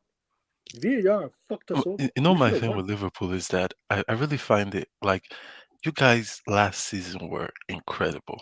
Like seriously, there was Bro, no flaw. when you lose Van Dijk, when you lose your midfielder, when you lose your centre backs, the I'm not, thing I'm goes not, I'm not sideways. arguing that, but you have to also understand that I know Liverpool fans love Thiago, but sometimes you sign some players and they don't actually make you better. They can make you even worse sometimes. And I think Liverpool fans should understand that. As much as you love Thiago, he might actually not be as good as Gini, Fabinho, and Henderson because you guys were almost perfect last season. And to Bro, the replicate midfielder that, has to change, bro. We have to change. I'm no, I'm not sorry. I saying don't, I'm every not saying that it's wrong for changing. I'm not saying that. That is it was a good decision from you guys. But you know how you sign players and some are good and some are bad. Thiago could be a bad one. No, I don't think There's so. a possibility. No, I of don't course. think I'm so. just Because listen. Let's be honest though. It has the midfielder we were supposed to play. They play. If that was a consistent midfielder playing every game and everybody was healthy and this is what happened, I would have said yes. Thiago's signing was bad. Definitely would have said. But I cannot say that because there's no way. I have no definite answer to give you. The games he played, he was good. Certain games, he was bad. Yes. But you have to understand that the midfielder he's playing with is not the midfielder he was supposed to play with. yeah. I'm not arguing that. I'm not even saying I will he's give bad. look, this I wrote off everything in this season. I gave up on Yeah, I think you even guys have even if to. Salah is playing good, I gave up on him. I gave up on the whole team. I'm No, gonna Salah just has to get that golden boot though. I really don't care if he gets it or not. I'm just gonna enjoy until the end of the season and see what happens with this Wait, do you Liverpool. want Europa or you want I'd nothing? rather finish 10th, bro. I don't want to see nothing. I don't want to see anywhere near nothing. Wait. SK, would you prefer Europa for Chelsea or nothing? What you mean, like if they don't get Champions League? Yeah. I mean, yeah, because I mean, I'd rather Chelsea finish in the highest position. I mean, I'm not gonna lie, unlike most people, I actually respect the Europa League to an extent. So, Oh, like, okay. like I said, so yeah, if Chelsea don't get Champions League, I wouldn't want them to finish like eighth Oh, because okay. You plus know, Liverpool fans are fresh from that Champions League, like lifting the trophy. So I think that's why they really a lot of Liverpool fans are saying exactly what he said. I think it's also just because if you look, What I don't understand is how is our form? It's weird. Like we go to the Champions League, our form how do they, like these players, man? I mean, you know Once what's funny? that It Champions was League, like that at Klopp's last season at Dortmund. Like in the league, especially that first half, they were doing trash. They were like bottom of the league, but in their group, they were still beating like good teams like Arsenal and stuff. They finished top of their group, and it's just really weird. So, you uh, mean the year they went to the final? Final. no, I'm talking about his last year there, 14-15, Oh yeah, you mean the when they were quarterfinal? They reached quarterfinal, was it? yeah, they reached like the quarterfinals on there, and they were like, and at Christmas they were literally bottom in the Bundesliga. They were last place. So Bro, do you know Dortmund president came out? He regret that club left him. He said yeah, we should have. I heard about that. He said we Wait, should have. but what does Klopp have to do for you guys to be like, no, he has to go? Bro, no way. We're not sacking club, bro. I So mean, you're telling me nothing, even maybe next season it's worst, a yeah, but relegation Sam, battle. if Next year's not gonna be worse. I yeah, guarantee like you. they said, like this is like honestly, as much as I'm not Liverpool, but it literally cannot like this is honestly just a perfect storm of all the horrible things that has occurred. Like if this was happening while they had like a full squad, then it would be different. You know what I'm saying? Yeah, for sure, for Like sure. like because then it would be you have all these players and you're not utilizing them. Yeah, Whereas because how many goals have Liverpool scored from set pieces this season? If you Maybe actually check it, it's really low. 40 And something, 43. 40 something. even that if you look at if all the grief we're giving Liverpool, they still have the fourth most goals in the league. Just even looking at the table right now. Wow. No, the So thing is, as bad as Van it's Dijk is a been, big miss. He's a big miss. Even for set pieces, that guy was a monster in set pieces. Like, and people forget how good that is because if you get a goal from a set piece, it makes the other team open up, Bro, and then we are dead last in set piece, dead last in everything, dead last in all of it. yeah, and it's because Van Dijk is not there. Because Mhm. you guys last season were scoring goals from set and pieces all Salim, the time. Salim, do you know what's funny? With all Well, that being said, you got this. Like I said, like I just said, they still have the fourth most goals in the league. and they have the highest goal scorer in the league. Yes, exactly. In Mo Salah. Yeah. But Salim, And I have a question to have, and I think this question has been in my mind for a long time. Sadio Mane. I know Mane has been so good, but do you think he needs to be like not replaced, put on the bench for a better winger to come in? Like a competitive player, like that will challenge him to become that competitive player I want to. So Or like they cash out. like what Man City is doing now. If Sterling doesn't play today, Foden will play.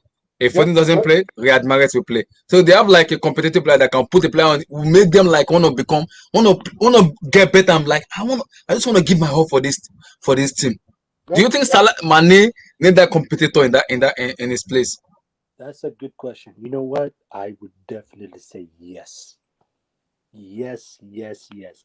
But Jota is one because look, Klopp can do a lot of weird shit with Jota. Like he can put Firmino in the cab like then the play. But we need another player when Mm-hmm. like whether it be right or left, he can play both sides. But Yeah. if Mane is not playing good, Mane, bro, look when Mane has when a player has someone looking over his shoulder, he will play so good that it will force other player, the one who's sitting on the bench, to like go and play like in the training to play harder, harder, harder to win the trust of the manager to get him at least until Mane can rest. So yes, I think we need another player to force Mane like to think, hey, you know what? Somebody's on your ass if you don't do this and that. Okay, what is the Definitely. position of this guy Shakiri? This year he's ass, bro. No sugarcoating, bro. This year he's What's Shakiri's garbage. position? he's a right winger technically, Right And winger. Mane is what? left.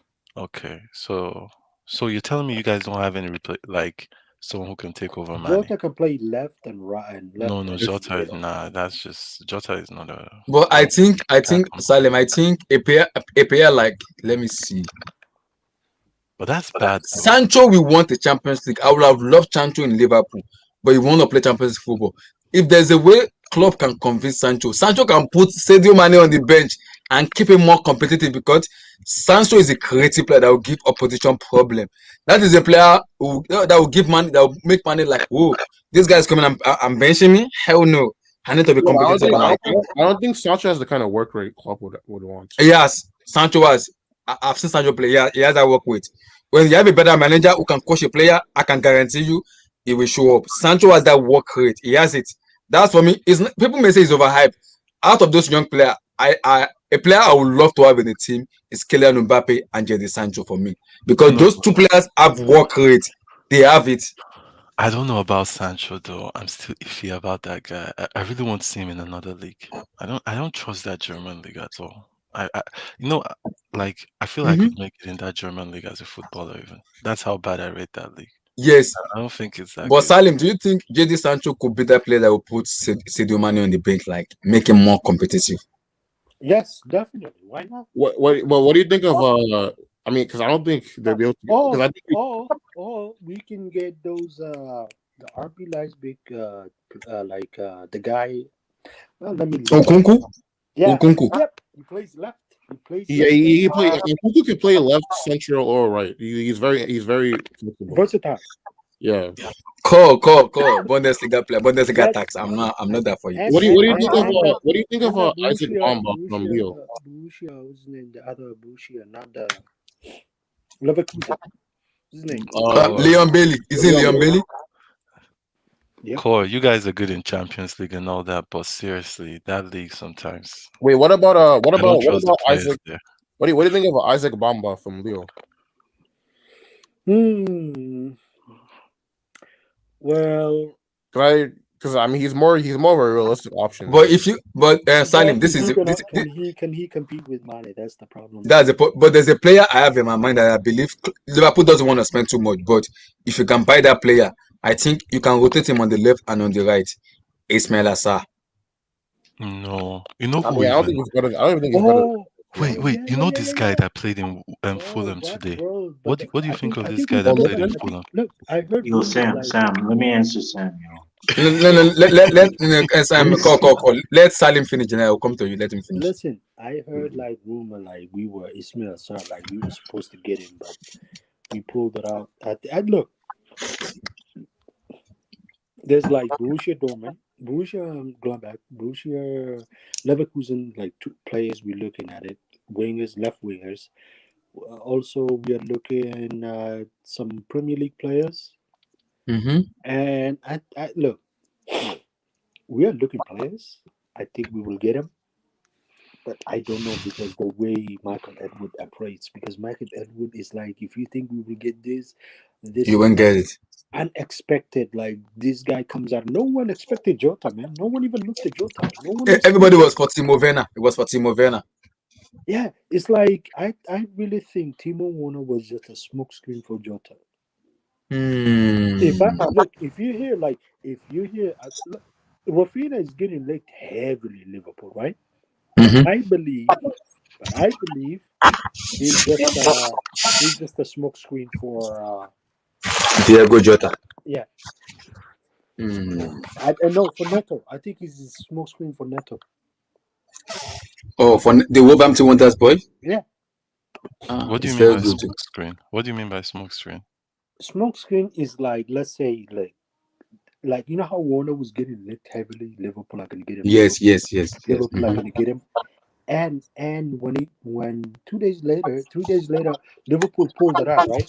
Then Mm-hmm. Chelsea, knowing what's going on, immediately paid the money and got him, right? Yeah, What happened a week later?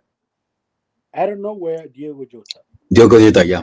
But you know there was a difference in the deal. If It Werner's was deal the wasn't a same. buyout, 47 no, million, no. Let me 47 million. explain it. Let me explain it. Werner's deal was a buyout clause, and when you're dealing with buyout clause, you pay it all at once. Jota's deal, you can pay it in 5 years, and that means you're paying like maybe 9 million per year.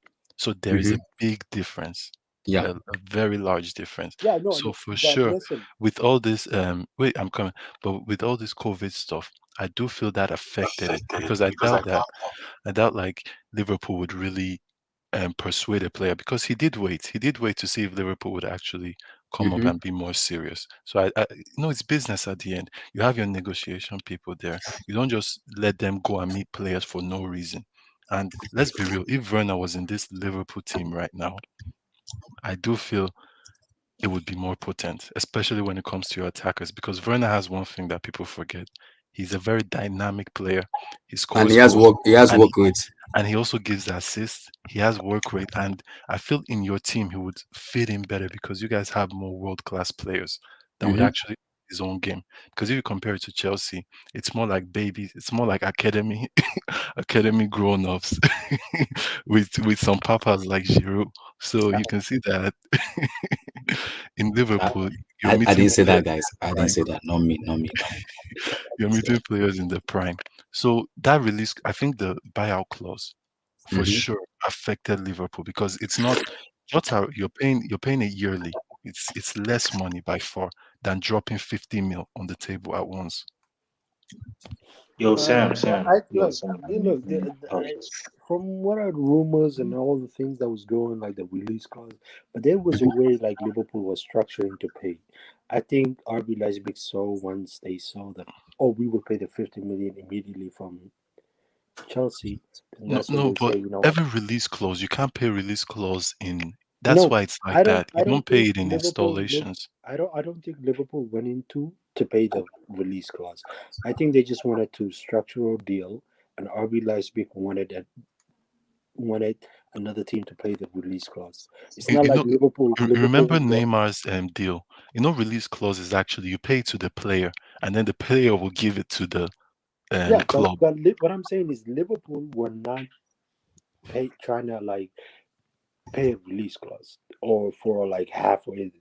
They wanted to they wanted to make a deal like Jota deal. That's it.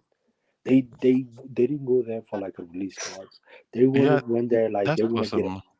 That's possible. You know what I yeah. was thinking was maybe because of COVID that No, affected I for look, sure. yeah, COVID did affect, but if we're being honest, bro, Liverpool won the Champions League and they had money. Start money don't disappear, man. Hey guys, let core speak because he has to go. Cole, you want to say something? You were Yeah, trying to yeah, bro. tackle. Yeah, I'm at work, but yo, like, I'm just gonna be real quick Are with you in the that, yo. bedroom or in the washing basin? Where are you? Hey, Bro, there's nowhere I can go to speak. You know where I'm at, yo. You know? Anyways, yo, Yeah, what's up, yo? bonus. What's up, Simon? What's going Yeah, I'm on? good, man. You? Yeah, you too, yo. Bro, like, I just want to say, like, I see all the Bundesliga is not like, I would say competitiveness. I think is lacking a bit, to be honest. I think the player quality is compared to La Liga and Serie A is not there. I think these guys player quality is just too much. And I think one thing that I like so much about the Bundesliga is if you look at all the German teams, they take their chances. You see what I'm trying to say? Like the Mm-hmm. players take the chances and they don't miss a lot of their chances. You know. So so if you see it personally, for me, I think Bundesliga is probably the fifth best league. I think the first one is EPL. First one is EPL. Second one is Serie A. Second one is Serie A. Yasa, can Third you one, mute your mic? sorry. I'll meet him. I'll meet him. Don't worry, guys. I'll meet him. Don't worry. First one is EPL. Second one is Serie A. Third one is Legal, and then fourth one is what other league is there? I actually Syria, think the Syria. Eredivisie. What other four leagues is EPL, Serie A, Bundesliga? Oh yeah, yeah. Sorry, fourth is La Liga.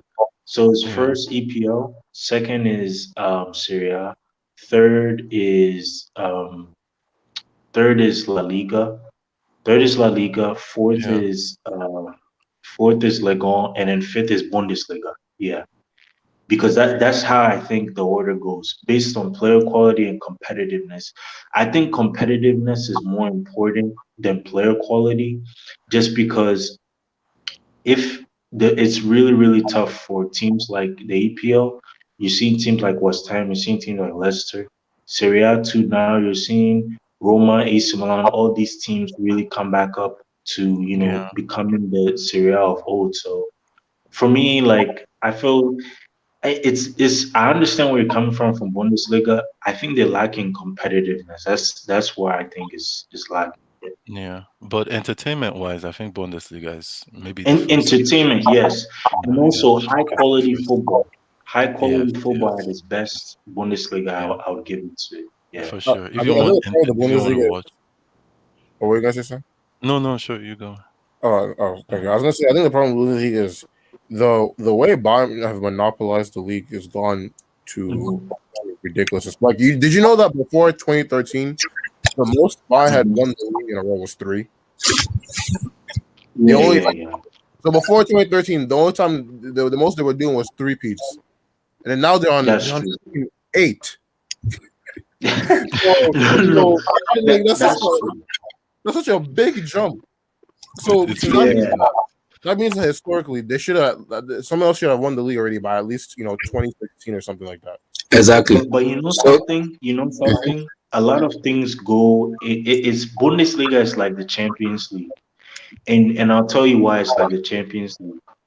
You need like you need world class players. So like for example, Leipzig, right? You look at their squad. Is Sabitzer a Marco Reus? Is Poulsen a Erling Haaland? You know what I'm trying to say? Like they don't have a Royce, they don't have an Erling Haaland, they don't have these players to, let's say, compete. They have a good like team. Don't get me wrong, good depth, They have a good first 11 and so forth, but they don't have a world class known player. You understand what I'm trying to say? Yeah. And Yeah. I think that is the problem with Leipzig. And the problem with Dortmund is Dortmund don't have good depth. They have a No, good I'm not. first 11. I'm not gonna lie to you. Good. After Dortmund screwed up the league in 2019, I can never believe in them again. Yeah, before call Because get his head out of here. Yeah, I'll call your boss from work to fire you myself. Boy, it sounds like you're in the bathroom. I'm not gonna lie. This guy's in the washing yeah, and base. yeah, How you doing? Are you washing plate or you're bathing at the washroom? We need to figure that yeah. out. No, I'm in the bathroom. Are I'm you in the like bathroom. Osasuna who was in the washroom bathing and doing an hangout? Wait, but is Oh Sancho no no fit no or is he no no injured? no no Is no Sancho injured? Is Sancho no no injured? no no Yeah, no no. I want to touch on something before like, Mhm. but guys, before we go, kind of give I want to give a shout to Core TV. Like, guys, support this channel and kind of I'm gonna put this link in the description below. You guys support this channel and kind of when you guys have the I'll time, also do yours too. I'm gonna put your link on your channel too. yeah, On my guys, give him a videos. support. Give the yeah, guys support, guys. can I also get some support too? You know, I need it too, guys. Yeah, no Mhm. worries. Send me the so I'll put it in the description so people can follow and like, guys. Support call, support us, kids channel to guys. We need your support, guys. Please, guys, support the channel, guys. Let it go to let us go as a Yeah, family. just post a comment on the Thank live you. stream. I can find Okay. you. Thank you, thank you, thank you, thank you. But like I was saying, Dortmund don't have depth. They have a good first 11. But this Thursday guy, and I don't know if you guys saw it. This guy is so good tactically. He's so good tactically because he had a good game plan. It's just that they don't have a good depth. If they had a good depth, I think Thursday could win this game. You know what I'm trying to Yeah, say? yeah. Mhm. You know, So I want to touch on something before we do the final one. Ellen yes. Haaland and Jadon Sancho. I think for let me guys, the guy, why you laugh? Let me speak. I think for me, it is time for Haaland to leave Borussia Dortmund. It's time. It's highly time for him to Oh leave. yes. Oh yes. For me, Hmm. Haaland is wasting his talent, his power, his ability, is wasting everything as a player in Borussia Dortmund. He ain't winning the I said trophies. the He ain't same winning. thing. Haaland and Jadon Sancho needs to leave Borussia Dortmund as soon as possible. Let me come to Sam now. Where do you see both guys living in the summer? Where? Because for me, those two guys needs to leave Borussia Dortmund as soon as possible. Yeah, for me, I think more for Sancho than Haaland because as Oh, much Why? Haaland has a release clause, and I know that, and people say I know he's ready this summer, but I'm also considering the fact that who will be able to pay. Do you know how much? Who is that? That's Score, you can mute him. Who is that? Core. I've met him already. Don't worry. Yeah. So because the news I'm hearing is Dortmund want to sell Sancho and Haaland in a big money in a big money transfers between the range of I believe 250 to 300 for both of them in this summer, not even next year, this summer. So realistically, who's gonna pay that kind of money for the both of them? I mean, honestly, I mean, we already know Chelsea want to get Haaland, Mm-hmm. and Possibly we could get Sancho too, depending on our wingers situation. I think Manchester United would be more keen to bring in Sancho because No, they've forced that transfer of Sancho because of Greenwood. They say Greenwood has been impressive enough, so they don't want to buy in that wingers anymore. I mean, if that's the case, um, That's what I'm saying. There's I don't, nowhere yeah, I don't really know for these guys to because go I would say at their Manchester City, price. but he literally left to Manchester City because he wasn't getting playing time. So I don't think he want to go Mm-hmm. back. And then I but think that's gonna be you know something I'm thinking right now, guys. what? Sancho is more of a possession type footballer. You know what I'm trying to say? He's not a counter-attacking threat type player. So why would he go to United where they play counter-attacking football, don't really play possession football, and he won't really thrive in that type of counter-attack? Soldier type football. I think going to City makes sense because A, they play possession football and they play the attacking football that he wants. Guys, based on the report I'm hearing, because of the COVID and no championship football, if this is true, please tell to just buy him. I don't care who go, just get this guy. Borussia Dortmund wants to sell Sancho for 50 million. No, because of no transfer, no Champions League football, and because of the pandemic. If that happen, sell me ZH or sell Pulisic. I want Sancho. I don't care. Give me Jadon Sancho. I don't care. Give 50 million. I'm getting Sancho. Abdullah, I think you're being reactionary with Sancho though. No, Sell Sam. ZH to sell ZH. Yeah, I don't No, think. I think no. Sancho would we do better than ZH, to be honest. 50 million. That's a bargain for No, anybody who see, the thing with Sancho is that you guys are forgetting the league. And I know he Bundesliga. played Yeah, but Champions okay, but League. if you wanna go by that logic, ZH came from Eredivisie, so Exactly. That's what I'm saying. And that's why I feel that like with ZH, this is his first season. Let's just call it his free season. No one is Yeah. really yeah. But the like problem is ZH just is to get used 28. to the league.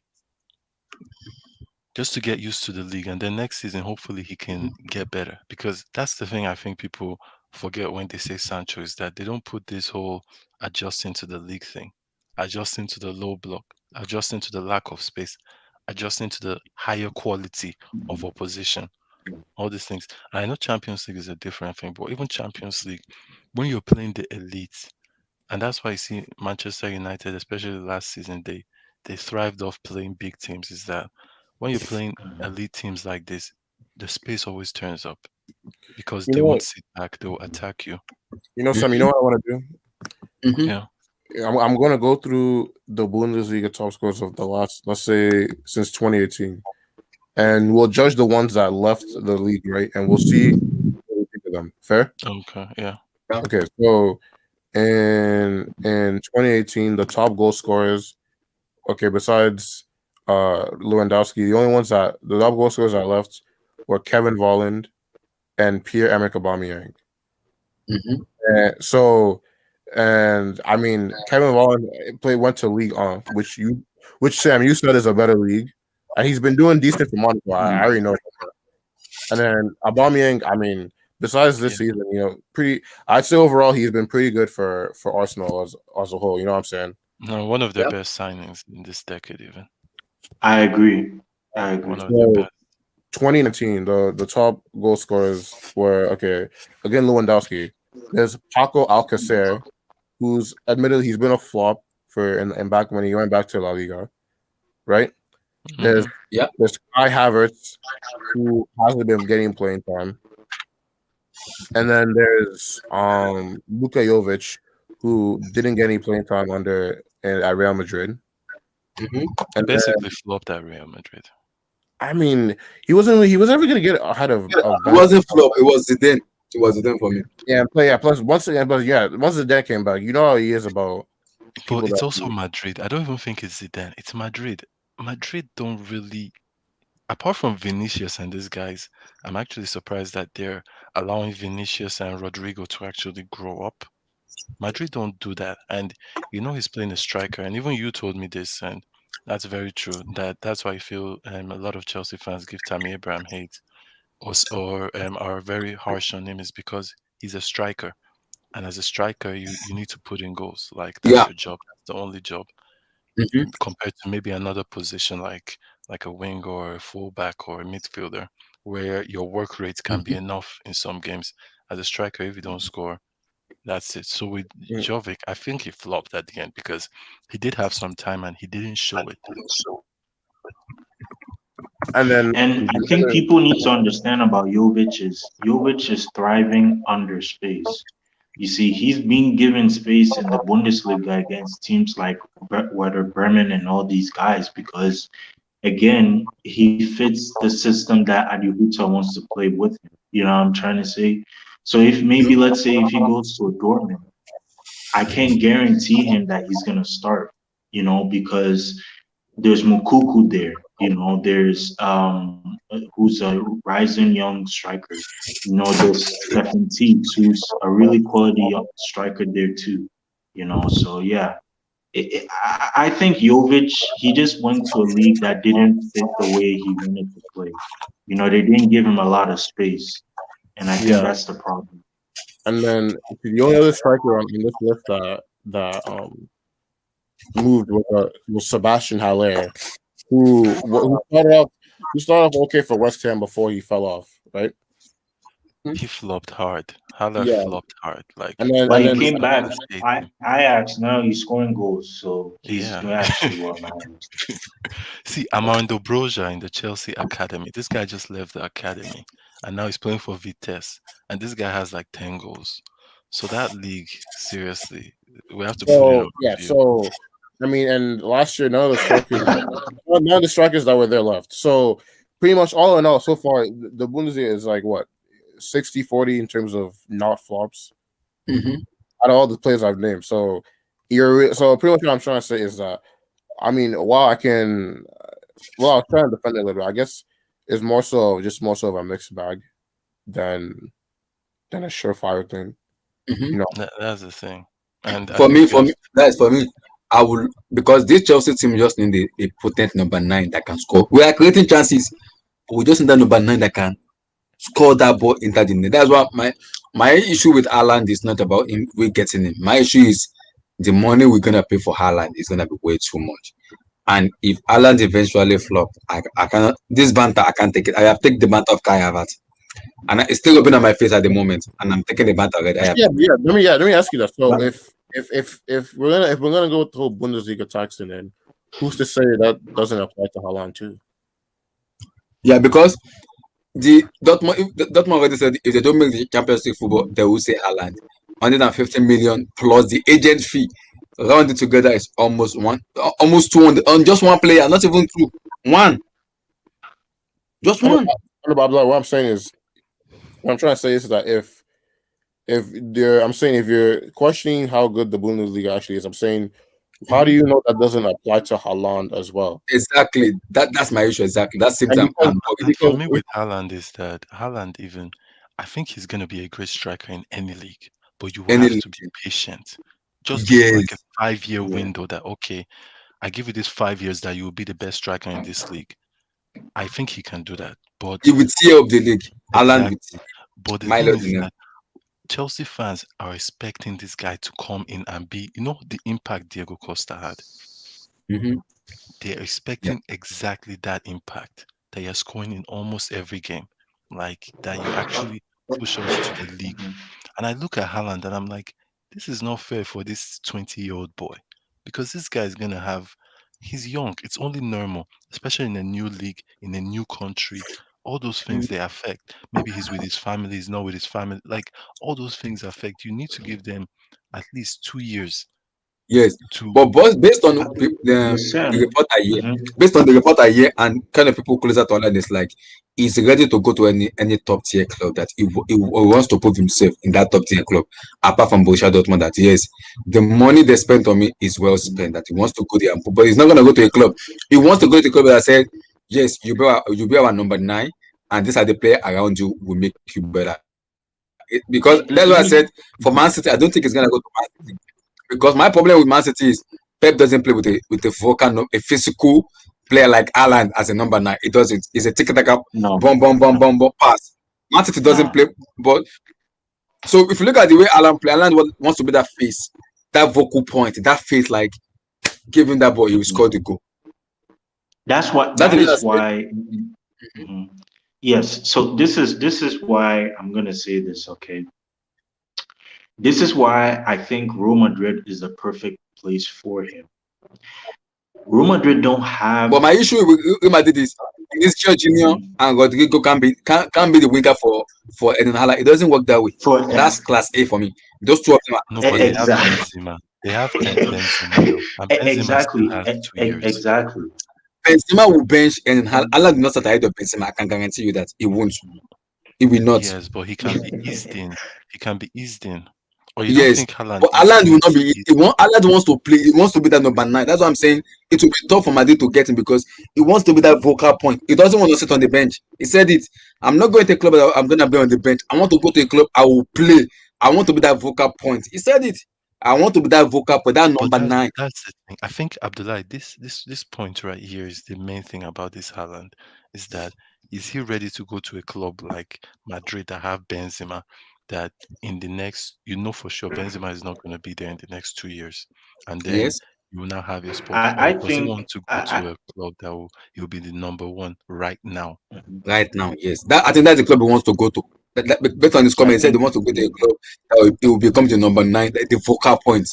That's where he wants to Mm-hmm. go. and one thing we have to know about Haaland is he literally said to himself, if he wins, I think he said if he wins a trophy, right, with Dortmund, he's gonna leave Dortmund. This year they have a chance of winning a DFB Pokal. So if they win the DFB Pokal, Regardless of the DFB he's Pokal, he will leave. Regardless. no. He literally said he wants to win something with Dortmund. So I think if they win the DFB Pokal, he's definitely leaving, which I can see them winning it. But my thing here is I don't see him going to Bayern because Lewandowski is there.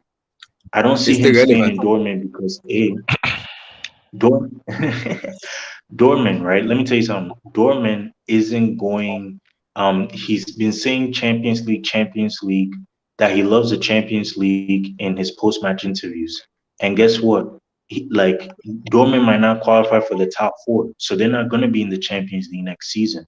They might not be in it. Mhm. So I think Real Madrid just because mentality wise, goal scoring wise, he will be a key player and he can help them win a CL. He can help them win a CL. He can be that important player like a CR7 for Real Madrid. You see? Yeah, but call. We're talking about the Real Madrid and we have Zidane as the manager. Mhm. The trust Zidane has in Benzema will not let Haaland thrive because Haaland will, Mhm. on his price tag, with his price tag I'm seeing on his head, I can guarantee you one thing: he will not sit on the bench. Never. Yeah, He that's will, true. yeah, That one, yeah, yes, that's true. because what Perez will tell, what he will tell Zidane is, if you can't start this guy, either you leave the club or this guy becomes the number nine. That's what he told Zidane. Either use nothing to Exactly. the later club or he be the number nine. He will tell you the loyalty you are having for Benzema needs to stop, That's the and problem. Zidane That's the will problem. not do it. He will rather play Benzema than play Haaland. Same thing. The same problem they're having with Hazard. Hazard was Zidane signing, wasn't the boss signing. Was not. That's the issue. That's what I'm saying. It's gonna be tough for him going to Madrid because Karim Benzema will play all matches. There's no way in hell Haaland is coming from the bench. He wants to be that vocal point, that number nine, because of the price tag on his head and because of Abdullah, what he has been what you're doing in Salzburg and Dortmund. Abdullah, what you're saying right now is that Chelsea would actually be the perfect What do spot you for say? him. I said what you're saying right now is that Chelsea would be the perfect place for him then, No, because I'm not saying no, but let me tell you just why. a Let me perfect tell you why. Guardiola place. He will not. No, but you I, know why I I, I feel gotta Chelsea go, would be. guys. Okay, I man. gotta go, Sam. But Yeah, what man. I will Safe. say Peace, is, peace, peace, I guy. think, All right. yeah, I think Haaland might go to Real Madrid and Sancho to City. So yeah, that's Yeah, my yeah, yeah. take. We will That's a see. good Thank you shout. guys for having me. Actually, yeah, man. Safe. You too.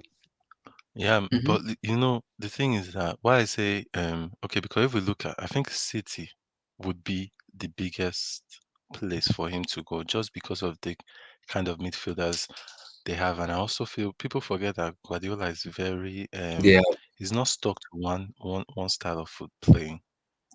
Guardiola can change up his Mm-hmm. system if I think he could make a system that would fit Haaland.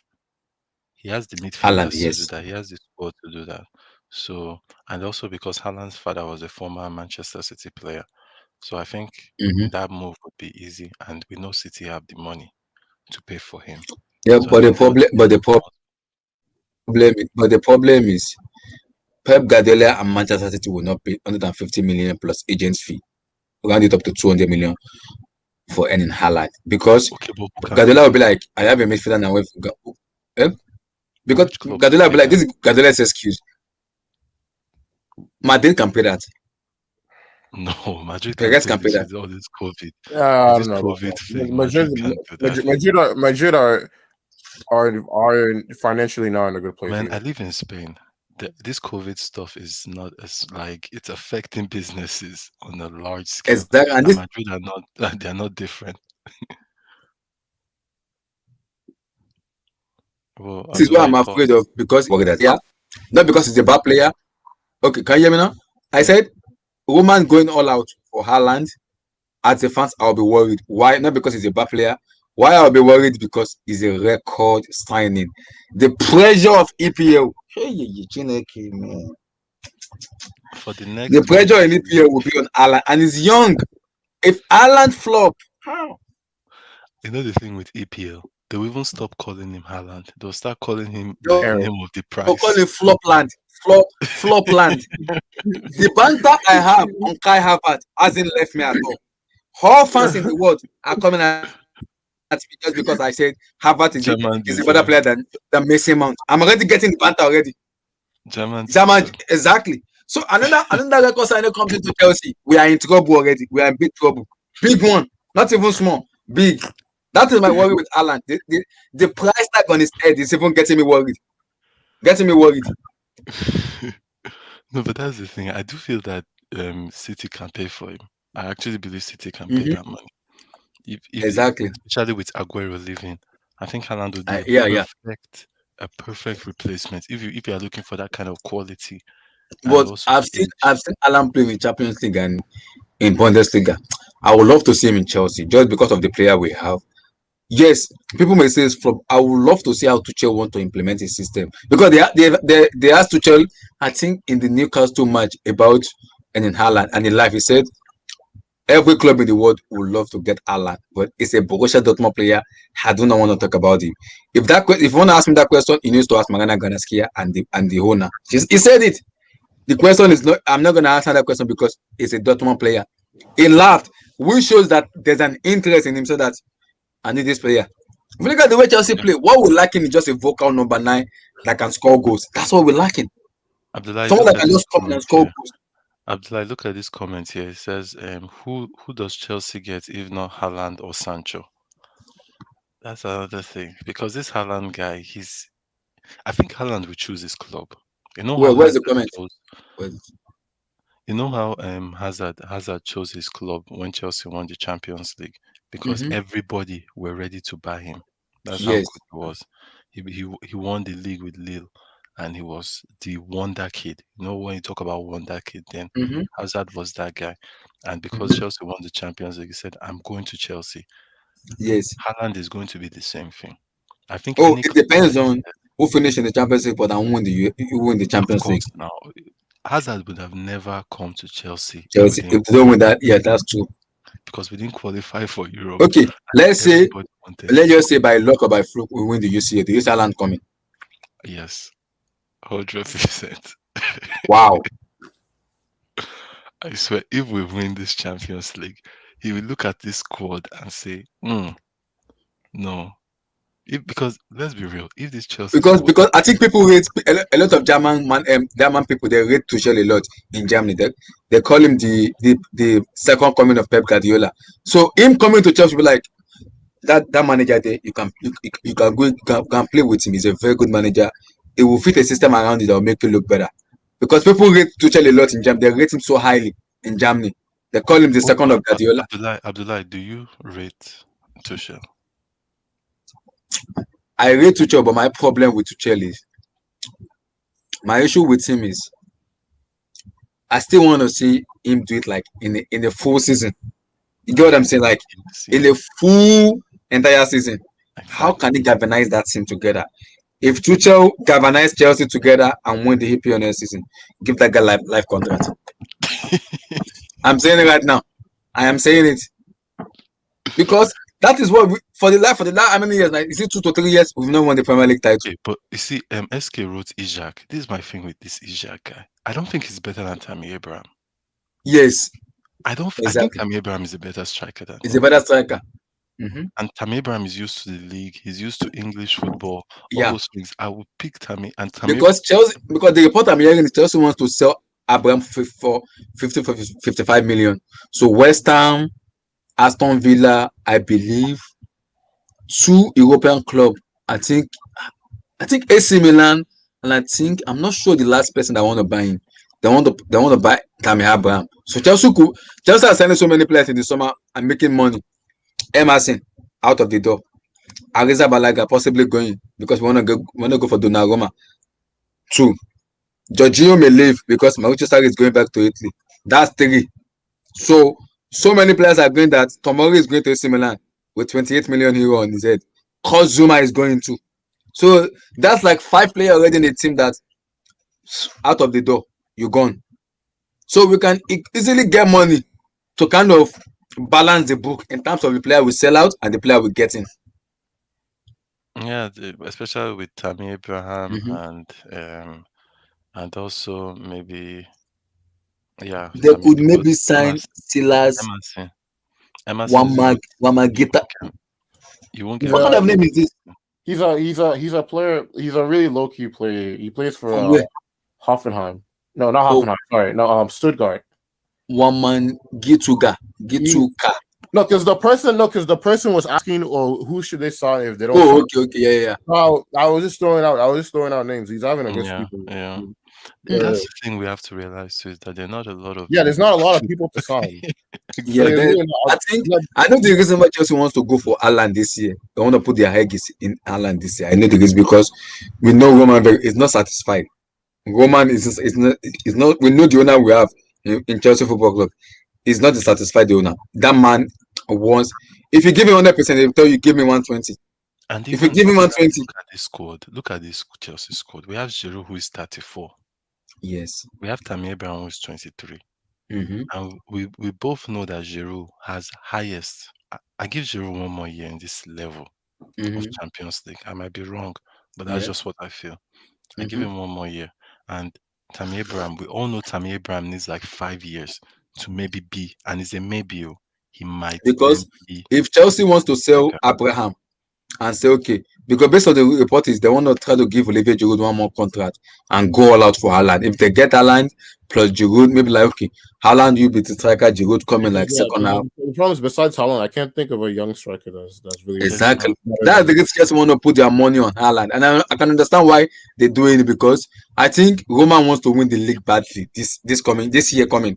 He wants to give all his out. Like man, Abdullah, why it's is been it that long. we can't have Abraham and Haaland on the same team? You said what? They're the same type of player. They're the same type of player. They play Yeah, but you similar. know the thing, you know why I'm saying this is because if we get Haaland and Mm-hmm. then Giroud is gone, No, I we don't have think Giroud will go. It will probably renew his no, but contract. yes, I know, but Giroud is going to see when I look at a player like Giroud that is 34, he's Mm-hmm. going. He's halfway going already. You Yeah. understand? There's no it's just like Thiago Silva too. He might be Mm-hmm. there right now, but when we're talking about 2, 3 years, they are gone. They are no more in this club playing at this Yeah, level. I think the replacement will be Ibrahim Konaté of RSB Leipzig. That's who they want to replace with Thiago. Thiago Silva. Yeah, so you see Haaland right now. If Haaland gets injured, we're stopped playing. Okay, we have Kai Havertz. That's another thing because even this Kai Havertz, and we have to talk about Kai Havertz in this Uh, false nine because Chelsea might even forget about have Haaland and convert Havertz to a striker. yeah, Tuchel said he wants to do that. He said he wants to do it. He said I because think that the would be reporter good. asked him, is he gonna do it this year? He said he doesn't know yet, but he will try it before the season finishes. That he wants to play Cho on the left and Kai Havertz as a first line. He has been given and he has been like I want to give this guy a run of game like play him as a first line as he wants to Imagine turn. even with Kai Havertz, I don't even think false nine. I think Kai Havertz maybe could start as a false nine, and then maybe when he's Then like 25, 26, he would be a number nine. I think he could be that kind of player because this guy is that's just 21 right now. 21 years. It could be the that's true. That's true. Because in Leverkusen, you play more as a first line as an inside forward. Exactly. And you have to look at Kai Havertz when it comes to It's scoring very with the tall. head. And this guy is very, let me look at the height of Kai Havertz. What is height? And Yeah, see, he's a big man. he scores goals with his head. He Mm-hmm. can score with even both feet sometimes. Yes, He's a is a good two. passer. I think he's Chineke! 189. Kai Havertz is 6'2". I am done. I mean, that's He's a couple. No, He's a but couple. wait, whoa, He's a Tammy Abraham is taller than him. yeah. Sammy How? is long for so. Wow. I have us was taller. Chineke 6'2". Wow. That's Wait, why. That's how why he tall is doesn't dribble as Abraham? much. That's why he doesn't. That's why he doesn't dribble as much as most midfielders. He's too tall. Yeah, Yeah. but one thing I love about him is his speed. For like he has his wow, Haaland is He really has tall scored with too. his head this year, right? Wait, Haaland is taller than Tammy Abraham and Havertz. Mm-hmm. Well, I how don't know tall? about this Google stuff though. They said 194. He's 6'2". 1.94. Hold on, let me share the screen. Kai Havertz is 6'2". Ah, Chineke me. Ah, Well, I'm looking at one football. It says Holland is 191. this is it. Okay, you're seeing Six, what wait, this can you this is put it. Haaland? That's the side here. Can you put Haaland? Haaland, okay. Yeah. Haaland.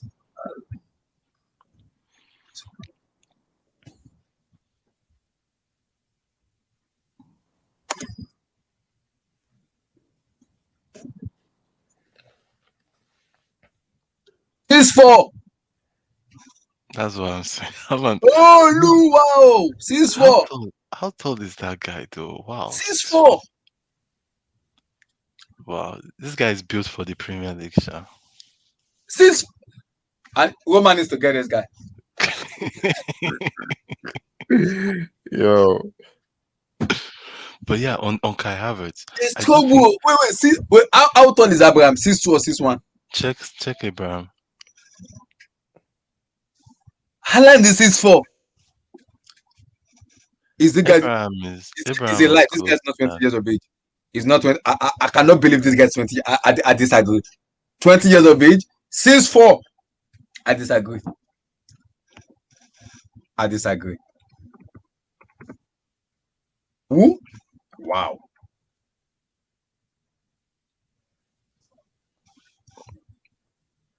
Yeah, so on Kai Havertz, I think he could be Kai Havertz is at that age that you could still change his position Mm-hmm. and Abraham is 6'3". he would grow with it. Abraham is 6'2" or 6'3", 6'3". 6'3", 6'3". Yeah. No, I have to say though, Tammy Abraham, it's just the thing is that Chelsea fans are not patient, but I do feel Tammy Abraham in the next 4 years I am will patient, be one of the Sam. best.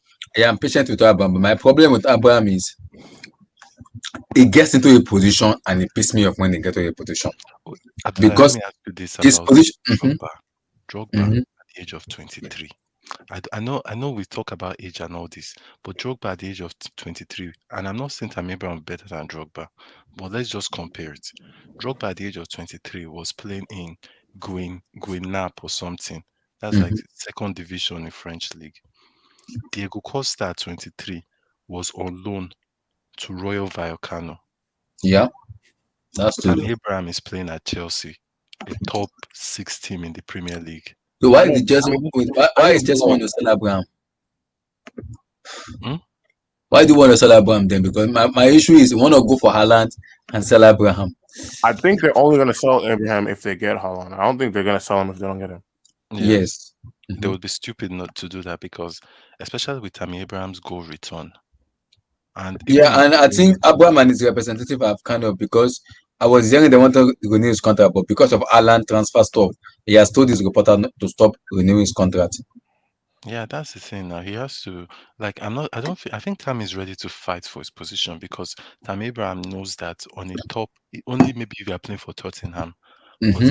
apart from that, most of these top clubs, you are not giving your position until like maybe years of consistency in that position. Yes, And yes. even still, they never really give it to you. They will always find that player to compete with you because that Yes. competition brings out the best in you. So I Mhm. feel he knows that, and that's why even sometimes I'm like, maybe Tammy Abraham wouldn't mind competing with Haaland. And but the problem is if it doesn't like competing, the why the news all around that he will not renew his contract. Why? That's the thing. Yeah, I don't know, but Yeah, I think it's also just because he's not getting as much game time now yeah, with over guys like Giroud and Timo Werner. So I Mm-hmm. actually feel he's so gotten game time, but he's been really bad.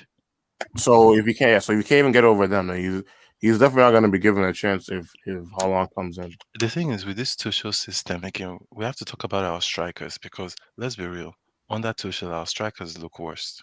Yeah, the problem there because this same question. I'm happy you said it. They asked the same question to. He said the reason he's playing this system is to get result, not because of fluid football. He said Yeah, yeah. I want to get result, but as from next season, the back thing is changing. That it will go more for more fluid system, which everybody will understand. And now they will say the best of the player they have at the moment. But he said they already told the players and the board already that I want to get result at the moment. Let's go for a pragmatic counter-attacking football. But I will Yeah, still play my possession football. Let's just get result. Then let's finish the season on a high. As from next season coming up, we will see more fluid football in which everybody will be happy about. So I can understand that. yeah, I understand that too because that's why he was given the job mid-season. But the Mm-hmm. thing is that this formation, our strikers look very bad. Very Like bad. they don't. It's it's really it's like under Lampard, Tammy Abraham. We were complaining about him missing chances. Mm-hmm. Now they don't even get chances. There's nothing like oh they are getting chances. Even They are Giroud, starved with chances. they are starved. And I know a lot of people say Messi Mount for sure is part of it. And why I call Messi Mount is because he's playing on that position. So I feel maybe some passes, some decisions, he could do them better. But I also feel the formation doesn't help because Mm-hmm. if you look at it, when you have that three at the back, that means there's less player in the midfield. And the moment there's a less player in the midfield, there's less passing options. And altogether, getting to your strikers is harder. Then if your strikers come in, sometimes it's even hard for them to find that person to pass to that Yeah. would actually all those that thing that Giroud does very well. That is gameplay, like putting his link up play, all those things, they look worse because even look at that Atletico match. Giroud didn't do anything apart from that overhead kick. Let's Yep. be real. If he didn't do that thing, we would say he had a bad game. Yeah. But that just that brief I think this year UCL will be maybe like luck to win the UCL. Luck. yes, To exactly. be like luck. I It will be just like like boom boom bamboozle team, just like luck. If you're lucky enough and you're clinical enough, you win it. That's why I said Chelsea this year may have that luck in Champions League. Well, I think the other thing to keep in mind is that Tuchel likes to press a lot, which he hasn't really done with this team yet. And that's usually in his teams how he creates most of his chances is by Mhm, winning the ball back in the opponent's third of the field. mhm. So, and especially when you consider the fact that this team doesn't have an elite playmaker as it is, Exactly. and on top of that, they're not pressing, and they're focusing on being compact and actually Mm. pressing the way you usually, Yes. well, even that's what you usually like to do. That's why the strikers are That's strong. why I said I would love Alan in APL because one, because of his height. Because people may have an Aztec ban say Alan is have what's the Bundesliga may not be like the Premier League. I understand, but if you look at the report, the analysis we're getting about Haaland, the way he press opposition, the way he kind of put himself in a position, you will know that this guy is a top number 9. Yes, he may be starved with chances, but when you give Haaland one chance, you are dead. When you give him one chance, it's game over because you know he's scoring in that chance. You know he's scoring. I look at the Bayern Munich Borussia Dortmund match. Out of that matches, Alan only saw 2 chances and he killed them. Just two chances and he killed Bayern. Bayern were struggling for like 25 or 30 minutes. They could not play anything. If not for um, Dortmund defense, I believe that Dortmund will have won that match. That's how good of a player is. His positioning, his IQ, his awareness, and on the position. That's what we've been lacking in striker. That someone that can be in a position that even if he has staffed to be creating chances, just give him that one chance. He will score that goal. He will. Someone is asking of Varane. My issue with Varane is, guys, what's your take on Varane? The Varane news is like I don't know if it's okay if it's for sure coming because that's the thing I don't really believe it's valid. I think he might stay at Madrid, But if he Mhm. wants to leave, for sure, who wouldn't take Varane? And Varane is a quality centre back. I think he would even look better in this three at the back. But as we said, probably we're not going to play it next season. So No, that we we're would going to lose. fall. But that's the thing again. Because Players will based talk on what Tuchel, based on what Tuchel said, I think Tuchel wants to play with the formation he played in PSG. It was a lot of 4-4-3, 4-3-3s, No, no, no. Four two and two two. 4-2-3-1s. 4-2-2-2. But let's be real though. But Tuchel really changed this system if we continue what we're doing right now. He will. He said it. He already said that he's gonna play back for next season. He said No, it but already. Abdullah, look at our since Tuchel came, he has Mm-hmm. played 10 matches. We have 8 clean sheets. Right Mm-hmm. now, the way we are playing, I don't know, maybe tomorrow it will change with Everton. But right now, if we just score one goal, It's most of game the over. time we are winning that game. Mm-hmm. That's the I know, power but of I this mean, Tuchel, yeah, but Tuchel it's changed a it lot this year easier. against It's a lot easier to do that in the middle of a season when you're just trying to when there's not as yeah. much when there's not as much pressure on you to do No, what anything. I'm saying is that if Tuchel gets us to a Champions League final or a semis, Mm-hmm. I really don't see maybe I think he would keep on with this system. Just maybe look for more quality players. No, You but I know, mean, you know, but I you think know the the thing you funny have to part. keep in mind is that which is why I the difference between the Champions League and the league is that usually most of the time when you're playing a team that is about your equal, you're gonna give space to them as much as they're gonna give to you because both of you guys are trying to go for the win. You know what I'm saying? Whereas when Yeah. you're playing in the league, there's gonna be more times than not when you're gonna be playing teams that are more open to just giving you the ball, or or just being more stubborn defensively. So which is why like for example, look at the his first game um was against Wolves, and literally no matter what Chelsea could do, they couldn't figure out a way to get through that defense. So I think that even if he does somehow get to a Champions League final or something like that, Mm-hmm. that the nuance is there because even the nuance of how you win games is there, which is why a lot of the times the whole Champions League thing is more so for players than managers because I mean I've said this before. We've seen this before. A manager can fluke his way to a final, which is not what I'm saying Tuchel is going to do. But I'm Mm-hmm. saying is a lot easier to fluke your way to a final in a cup competition. That doesn't necessarily mean that what you do works, as Mm-hmm. opposed to a league where consistency is more important. True, So true. Yeah. the tactics that you employ is more. eh, You have to make sure it's more consistent over the course of 38 games. So Yeah, yeah. That Because that and makes a lot of what I sense. noticed more about Tuchel in Chelsea than in PSG is because in PSG he was having a problem with the sporting director Leonardo, and there was a role between because those players they were giving him Diawara blah blah. He said he doesn't want them. He also wants Diego Silva Yeah. to to sign a new deal. So I think in Chelsea he knows Marina will do all the job. Marina, this is what I want. That's it. He doesn't need to kind of go. He already, I think it's been more like a more calmer, not more aggressive in terms of the transfer stuff. You just want like, okay, let me do my job and everything. When the season finish, we'll address everything. Then we'll see where we go. And another thing I want to see next season is him with his new signings. Because there's one thing Yes, that happens when you buy your own players, and that's yes, what yes. happened to Lampard.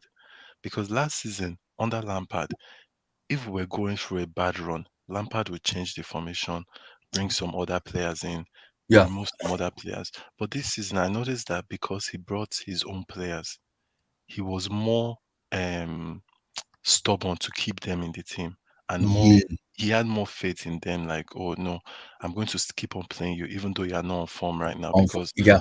I believe that number one, you are my player, I bought you. You understand Mhm. that kind of thing that comes with Yeah. it. Whereas Hmm. Tuchel right now, he's been given a team. There's no he didn't buy any of the players.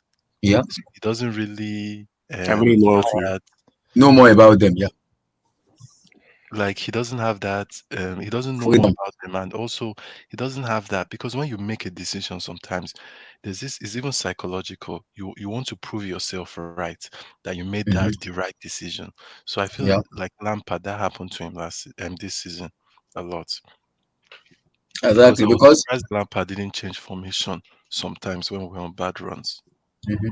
and one thing I noticed about Lampard and Tuchel is Tuchel changed immediately. Like it doesn't wait till like enter like 79 18 minutes before it brings in players. Immediately, yes, Lampard does it a lot. Yeah, last season, and this it pissed me off a lot. Like Yeah, you're very Lampard right. have to wait until 80 85 minutes or like As a player, you will love that because it means the coach is giving you is having faith in you. But but as way we too watch, late. No, it's way too late. see if we this tomorrow match now against Everton, if we don't score a goal in the first half, I know one person is leaving that pitch. That's how it is with Tuchel right now. It If it's 0-0 exactly and we're not it's taking you performing out. the right way, It's taking you one out. person is going out at halftime. Somebody's going out. That ruthlessness, I want that ruthlessness. If you're not doing well, you sit on the bench. Watch other people play. Watch them play and see them Exactly. improve than you. This thing you are saying, this is what I want to see. I want to see if you continue it when he buys his own players. Yes, I want to say that ruthlessness. Like, hey, if you don't play well, you're going on the bench. You're going on the bench. You have to. This is an high level team. You have to perform. That's what I want in the manager that will be ruthless. He will kind of say his mind out of player and the body. This is exactly what I did. This is the reason I did it, and we all have to accept why I did it. So the ruthlessness will be lacking. We need that ruthlessness. Like, yes, go this. If we get, I keep saying in Assam, if we get Alan, hey, Chineke, I don't want to go into Twitter banter anymore. I have gotten one already from Kai Havertz. The I team in don't want Haaland, the team in Haaland is just is a that guy, man. Like if we get Haaland, I'll be very happy. But because of my experience with Kai Havertz, to. Yeah, I no, went no, to HSG exactly. now. And the price tag on his head is even getting me worried. Yes, and that let's be real, that price tag it affects players. I don't think because we always forget these people are human beings. That price Yes. tag it affects them because even in the Premier League again, when they're talking about these players, the only thing they talk about is their price tag. Mm-hmm. Sometimes I feel they even forget their name, and they like Haaland, they'll say 100 million striker, Chelsea's Yes. 100 million striker. They won't even call him by Haaland again. That's Exactly. all. That's all they'll be talking about. That is So what is that's what getting me worried. In terms of performance, Haaland will go to any team and perform. I have no doubt in that guy. But my worry and issue is what if he comes to Chelsea and flop on his first season? Hi, no, but with Haaland, if we get Haaland, I will be patient. I don't know about other people, but I I will be. won't expect the world from him. I want to expect him to be But we know Chelsea prime. fans and other rivals. We know them. If you get Haaland, automatically you are winning the Premier League. That's it. That is a thing.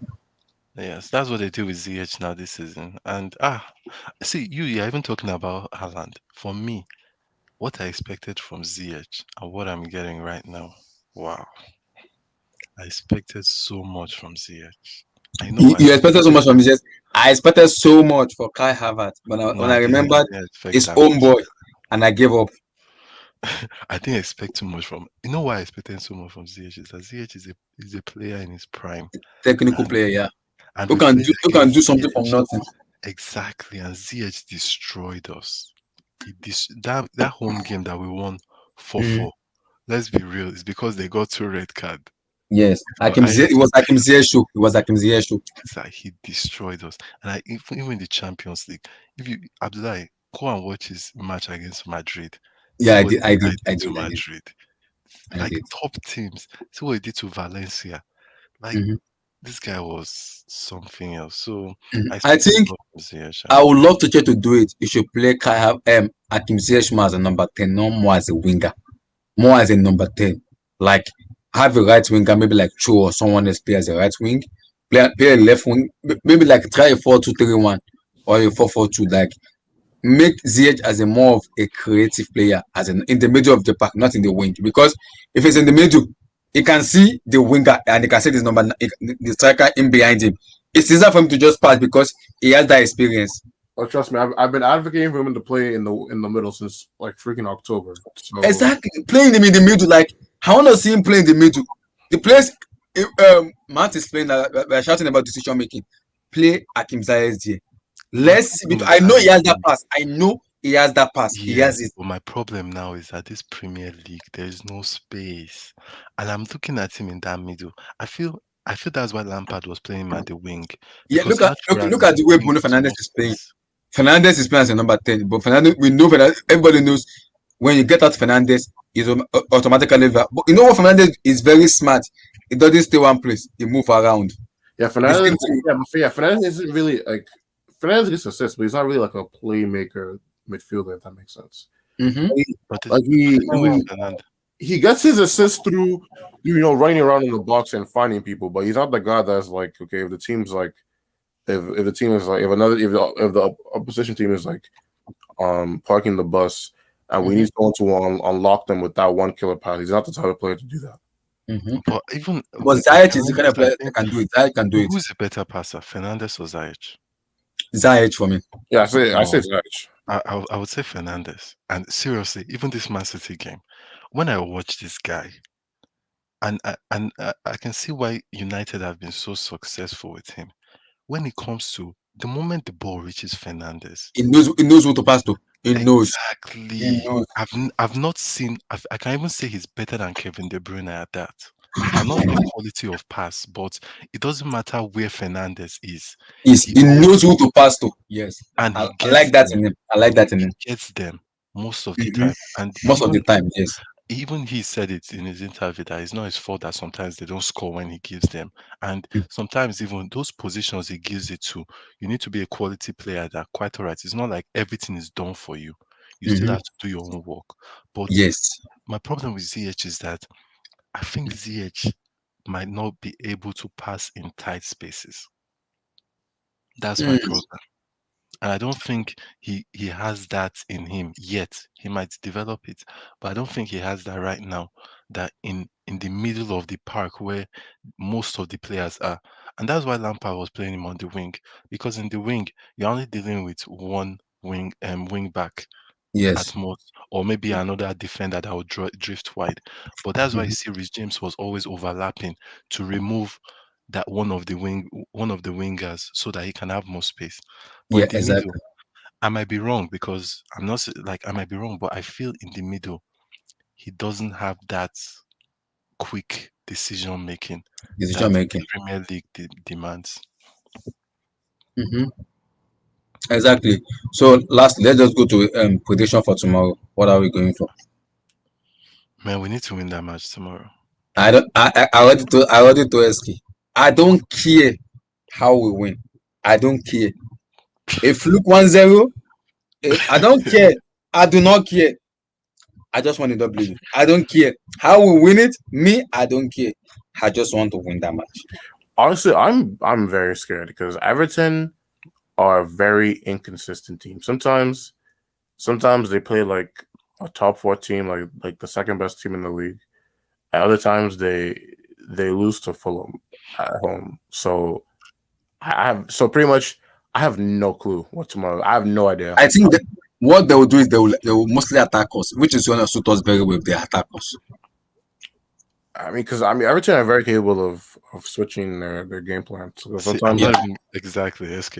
You're extremely right. like I Everton have versus attack. no. So I'm not even trying to. I have no clue what is happening tomorrow. I don't even have a score prediction for you. To be honest, I don't know. I have no clue. Like it's literally one of those games where I have to watch the game as it happens to give you for me to say what I think is going to happen. Like I couldn't tell you. So that's my answer. I don't have that. I have no idea.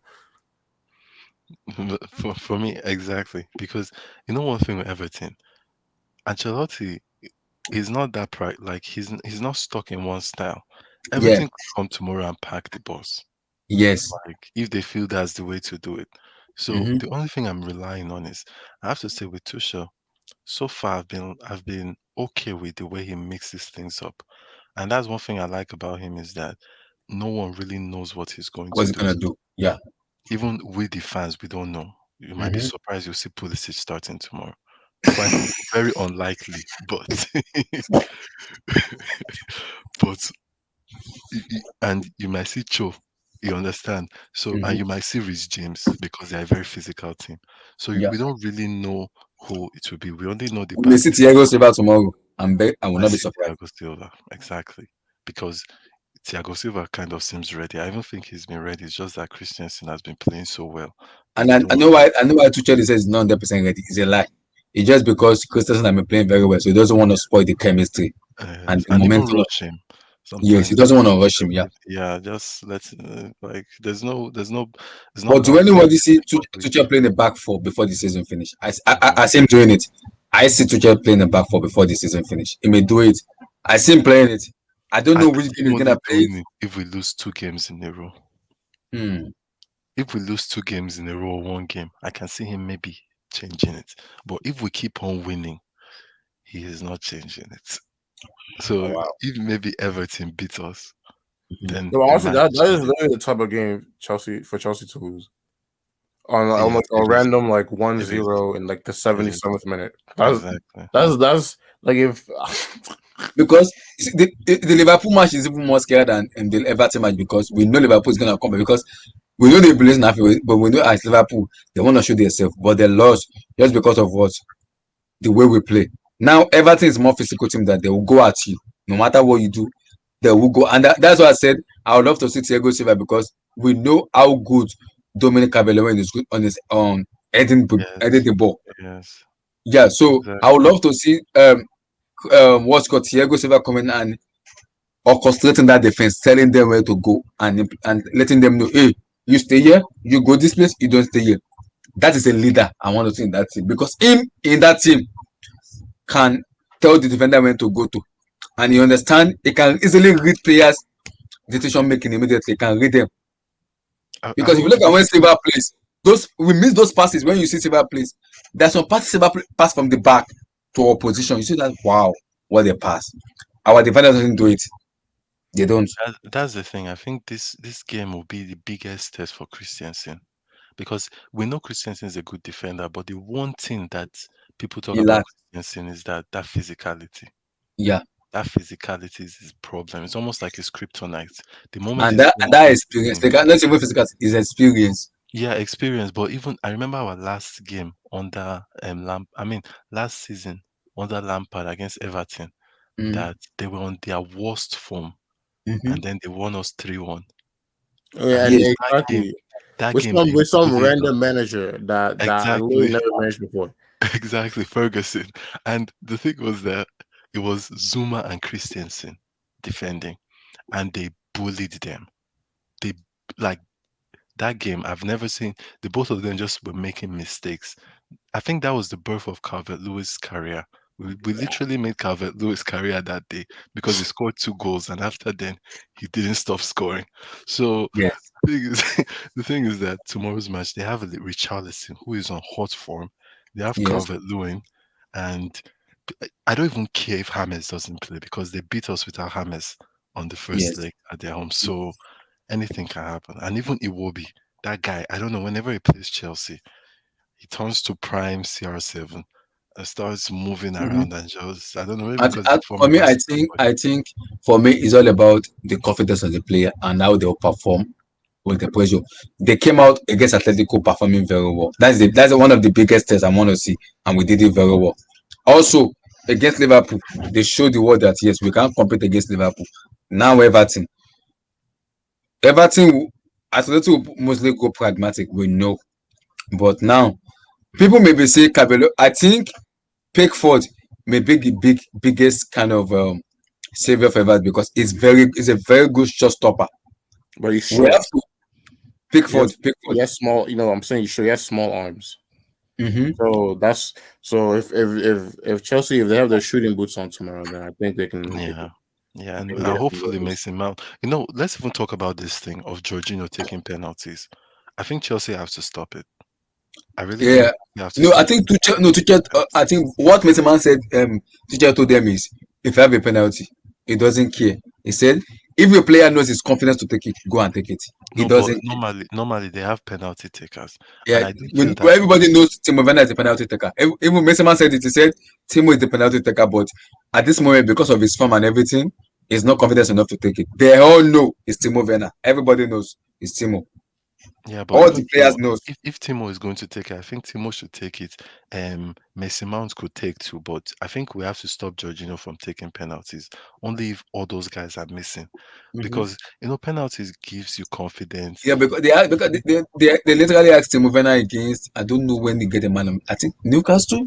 Yes, that why did he take a penalty? He said the reason he has not been taking penalty, he wants to score goals and bring his confidence back. Then he'll be able to take penalty. Then he'll be more confident in taking penalty. That he doesn't want to have a one chance and it's a penalty, And and then his confidence is low. Especially Sheffield, the Sheffield match, I think, because we had a Yes, penalty there. yes, Sheffield another man. thing Yes. to another thing to keep in mind for this match is I'm looking at Everton's latest lineups, right? Mm-hmm. Yeah. And they've been playing a lot of two front twos. So So 4-4-2. yeah, not just not 4-4-2, but they were switching it up. But the consistent thing has been that they've been having two up front. So With Richarlison and Calvert Lewin mhm, in the latest game. So they like to play Richarlison and Calvert Lewin up front a lot, a lot. and so that that's so they complement each other. Calvert Lewin is like the big strong guy, and then Mhm. Richarlison is like the guy That's that. why I would need Thiago Silva to play tomorrow So because yeah, of so Benoni. and has Chelsea played a front two, a team with a front two yet? Maybe like a Sheffield, but Sheffield. apart from that, I'm not. I think maybe I'm Sheffield gonna were check this front two. because that's usually when a lot of three man the back three kind of struggles more when they play like a front two because then it Yeah, becomes harder to know who to mark, especially if I don't know if Rodriguez is James Rodriguez is playing tomorrow, yeah, that's the thing. If he's playing, that guy is very creative. He knows how especially to do it. behind yeah, especially if he plays behind the front two and then like the back three doesn't know who to mark. Yeah, And that's then, I honestly, I think Conte should start tomorrow. And the reason I'm saying that is because Everton's midfield is also very good. Decore is a very good player. And this Andrew Andrew Gomez Gomez. and Alon too. If Alon Alan. comes back, so the midfield is very formidable as well. So honestly, I think the best way Chelsea is going to win this game is through the wings, through the wing backs. If they can Mm. get especially True. especially especially Everton's right side. So our left wing backs. Okay, Everton right side is a little bit suspect, right? Yeah, like because I know Godfrey. usually it's like Coleman or Godfrey that plays there a lot. Mm. So Mm. or even Digne if he goes up to him. So I think that it will be through the wide through A the wide wide area. through the wide areas that Chelsea have to focus on if they're gonna win tomorrow. yeah, and even I think we'll do a set piece goal. Like I wouldn't mind one even tomorrow. Just the corner, someone hits it with their head, and then we Ever crack it. since Kozuma has been taken out of the team, Exactly. Nothing's. we've not been good in set piece. That's my another big problem with Christiansen. Christiansen doesn't have one goal, not one goal for Chelsea. It may be tomorrow. Hopefully, if you have money, put it on it because I'm sure the odds are very high for Christiansen to score a goal. So, nah, man, he needs to improve that too. Tomorrow I'm even scared. The Liverpool match I wasn't tomorrow I'm confident but a little bit more like cautious and be like, okay, it's Everton, but these people are idiots. Do you know the other thing I'm confident about? And maybe it will backfire tomorrow, but I'm really confident in Tuchel's way of analyzing teams. Yes. He will rate him. I think the players are buying to it to what he wants. Because even Rudiger came out with that and said that the top four is in our hand. He said we can't lose it. He said it and he said our next match is Everton. We go all out to play them without no fear. Yeah, I think Without fear. who do you think should start in the midfield tomorrow? I think that Conte is I a think Conte Jorginho should play. Conte yeah. Jorginho should play. I think Conte is a must And for Jorginho should be partnering together. I wouldn't want to play Kovacic because Kovacic dribble much. Like it is too much dribble to kill Kovacic. Its dribble is annoying sometimes. As good as it can be, like that Liverpool match, there were so many chances he had just to pass the ball. And for Hold on, some hold on. reason, Kovacic prefers to just dribble around. I think he's a little bit too used to it because his decision making to know when to pass and when to dribble is always a problem. And nah, Kovacic for me, he's very physical and all that, but from the way Jorginho played against Liverpool, I just have to give Jorginho and Kante that spot. Yeah, especially against because like I said, Everton's midfield is really troubling to me tomorrow. So because Exactly. especially against players like Decore and Alon, you don't want to be being caught out like that. You know what I'm saying? Yes, exactly, What about exactly. the fullbacks? I think Alonso and Hudson-Odoi should start because I'd rather Alonso starts because like I said, is the wing is where Chelsea really need to attack and Chilwell's a brick when it comes to offense.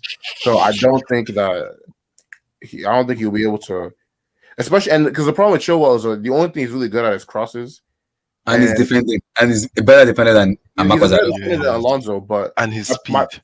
His my, And speed my he's is another he's faster. But my addition. point is that Everton on the wings aren't exactly the strongest. I mean, they have Iwobi and Bernard, who don't really have end products. So I'm not as worried about them as a normal like team. And then the thing is that Chilwell, the only thing he's really good at on offense is crossing. And Everton have good physical defenders. So you don't want to like Michael Keane and Yeremina and like Godfrey. So you don't. So if the only thing you could do is cross the ball all the time, you're not gonna be as successful.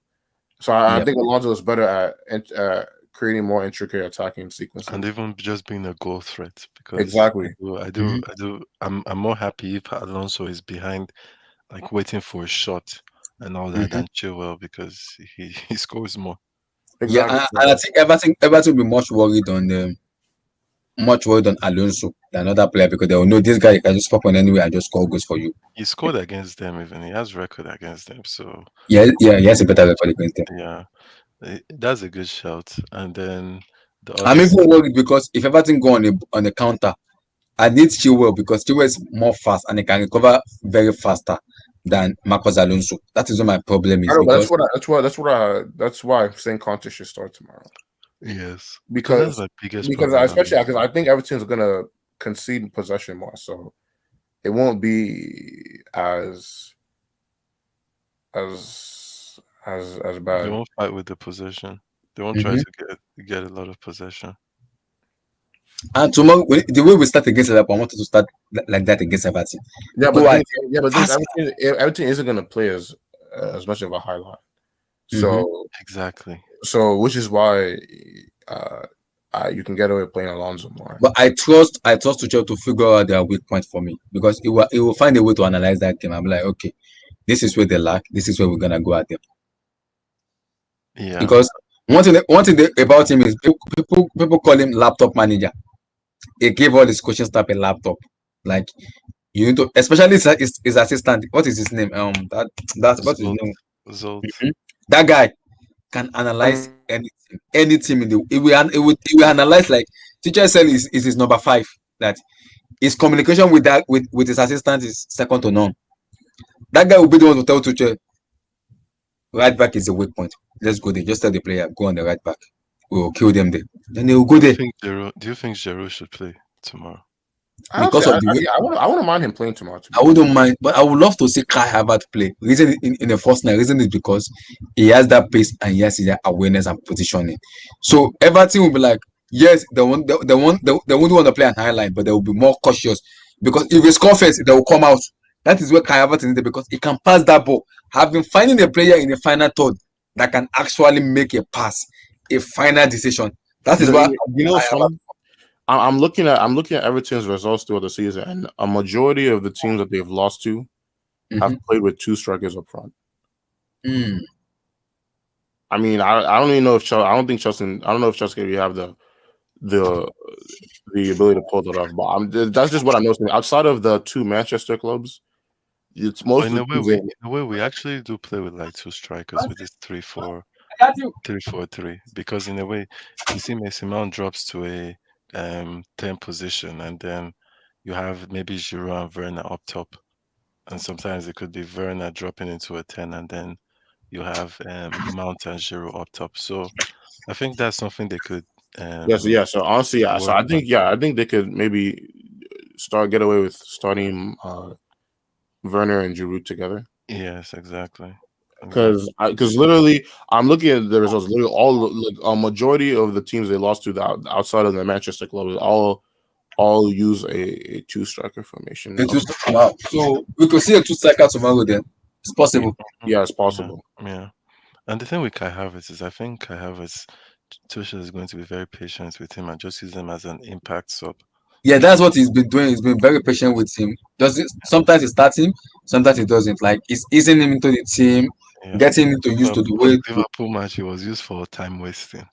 Exactly. I intentionally did that for like to cross the ball to waste time. He Uh, intentionally did it. have you seen that meme on Mishi Batshuayi where Conte Yes, he Conte did it. puts him on and then We want the the manager think Batshuayi, that way. Like they can and easily. Batshuayi plays for 2 seconds. And then the game is over. That meme is going to be on for maybe. It's so funny, seriously. And I think they scored. I think we scored a goal. So then Conte puts him on, and it's like maybe 30 Against seconds. Everton, against Liverpool, I was wondering why is Kai Havertz coming on in the 91st minute to do what? It was also for set pieces too, Sha, Yeah, because it's very tough. Liverpool were getting a lot of I, corners. and I love the way Tuchel is handling this team, the way he analyzed team and everything. I was like, okay, let's see. Because tomorrow, because I don't think the players even trained throughout the weekend because there was no pictures of them training. Hmm. I was Yeah, wondering, do they even train or what were they doing after the Liverpool match? Because I did not see any training, any pictures of them training, anybody, no press conference. I was like, what's going on? no, the press conference was done that day, after the Liverpool game, and for the training, man, when it's like 4 days difference, you can't really train. It's just more of resting, And especially if you recovery want to play exactly if you want to play the and same game. analyze the team very well. Okay. Exactly, exactly. So we might be surprised. We might even see Kovacic just for freshness. That Mm-hmm. might happen, but I would prefer Kante and Jorginho for sure, Me, and then yes. maybe Cho and Alonso or Chilwell. I wouldn't mind Yeah. Chilwell just because of his speed. I would love Cho to play tomorrow because I would love him to go 1v1 with that defender. 1v1. I've been missing that. Like a player that I want him to play on the left, not even on the right. 1v1. Like kill. I know Cho is good on the left, very dynamic on the left. He can beat player. I know him for that. That's Okay. Someone said he said if they win, the team will get a break. Okay. That's what Tuchel said. Hmm. well, Hmm. that's the thing, man. My own is just they should get that W tomorrow because Everton, if they win tomorrow, it would be like their first win. They will break one big record. They don't Yeah, normally beat I don't want that. Liverpool. And Everton have 2 games in hand, and they will be 2 points Yes, ahead of Chelsea. exactly. Exactly. I don't want that. I do not want to see Everton in the Champions League, and I then don't we're want playing that. Europa Not League. no, I don't. That would be horrible. No, no, no. You see, with the way the top four is going at the moment, I just want us to be in that mix. Just be in that. Just make sure be in that mix. That's it. I Just mean, be in that. I have no personal animosity against Everton. You know. No, I don't. But man, it would hurt just naturally Oh no, because definitely. If it's at Chelsea's expense, of course. exactly, But exactly. That's if what I mean. Chelsea gets second and Everton get there, I won't be upset about No, that. I wouldn't care. But imagine West Ham, Everton, and then United and Man City in the Champions League, and then we're playing Europa League. That won't go well. That won't go well. That will not go well. I wouldn't want that to happen. That's why I'm saying, man, tomorrow, all I demand for tomorrow is a W. That's it. Any other thing apart from W, for me, is a failure. I just want a W. That's it. Yeah, should we talk about Gareth Bale real quick Yeah, I Yeah, because was let's. gonna say, this I've been was saying crazy. it in the live. I think I was their last match, and I was their last match. I watched, and I also watched today's match. I think what the problem with Gareth Bale is all about the fitness level about him. He isn't that kind of bad of a player. Just because he needs the fitness to regain the form people knows him to be about. Because Tottenham fans has been shouting, we want to see Gareth Bale, Harry Kane, and Son Heung-min play together, and they played. They play together. So I think it's all about consistency and seeing them kind of show their ability as a team. And I won't lie, Gareth Bale, yeah, the form he has hit, I'm even afraid to. I'm happy that we've played them a long time ago. We've played them. I'm happy. I mean, With the form they are hitting. I think even before he started scoring goals, even look at the other games, he wasn't performing terrible in those games either. Like there was a lot of games where he almost like he hit the crossbar a couple times. He drilled past like 2, 3 players, and he would like almost score. So I don't. So I think that people are just taking notice now because he's scoring, but I think he's been decent throughout the season. I don't think he's been bad even before then. Yeah, and people forget this guy didn't play for almost a year. Like it's like I play football, so I know like I'm sure you guys too play. You know when you just start playing, maybe after a long break. Yeah, You look rusty. You look very rusty. that's my. I can relate to that. Exactly. And people forget that this is Premier League. You're playing like I always bring it up. This is the highest level. You're playing against players who are on it every day. They have been training for years. So I've never even been really injured. And Gareth Bale, for this last year, he's been on the bench for us. So I didn't really expect too much from him at the beginning. And yeah, so far he's doing well. And I just hope he doesn't do too well that Tottenham are back in the top four race. But I think They it assist doesn't at, they really assist at the matter. moment. They assist at the moment. That's the thing. It will depend on us if we give them the chance to be back in Exactly. the You just have to. That's what I said. We have to be in the middle. Just keep winning. I don't keep. That's what I said. It. I don't. If Fluke win, I don't mind. I don't care. Just give me that win, please. I beg, please. Just give me that win. If Fluke win, I wouldn't mind. 1-0, 2-1, I don't mind. Just give me that win, please. Give me that win. I Yeah. want that win. I want that win. Hopefully they do it, man, because I wonder even just like SK, I can't really say a score. Like I would Exactly. love a 1-0. I would love Exactly. 1-0 and just get it, even if it's a set piece. Exactly. Get So, it to guys, make it bigger. that's kind of final heading tomorrow. So we'll do a post match tomorrow, surely for Everton tomorrow. Chelsea tomorrow. I beg. Now, all I want is win. All I want is win. Any other thing apart from winning, we have a problem. Exactly. We have a problem. Massive one, big one. I don't mind. If Fluke win, I don't mind. Just give me that win. That's it. So shout out to Core TV and SKFC. And also guys, like and subscribe for their channel on their I'll kind of put their link on the description below, guys. Follow them on Twitter account also too. And guys, follow them on their YouTube channel too. To be massively appreciated if you guys follow them also. I will massively appreciate, guys. Peace, guys. Peace out, guys. Peace. All right, see you guys. See you guys, man. Bye. Tomorrow post match, Chelsea. I beg, make an win. No. I beg, I beg, I beg, I beg, I beg, I beg. All right, peace, guys. All right, peace, peace, peace, everyone. So, guys, peace out, guys. Really appreciate you guys for coming on into, guys. I want to go join HH Hangout and give them some smoke, some Abdullah smoke, and some kind of a fizzy. So, guys, see you guys, guys. Peace, peace, peace, peace, guys, peace. So, guys, support my channel, The Blue Studio, guys. Support my channel, The Blue Studio, and also like and subscribe, guys. Support your boy at my cash app, top plus fresh 10. The same name I use on my Twitter account is the same name I'm using, guys. So, guys, I see you guys tomorrow for the post match reaction. Peace out, guys. Peace, peace, peace, peace, peace.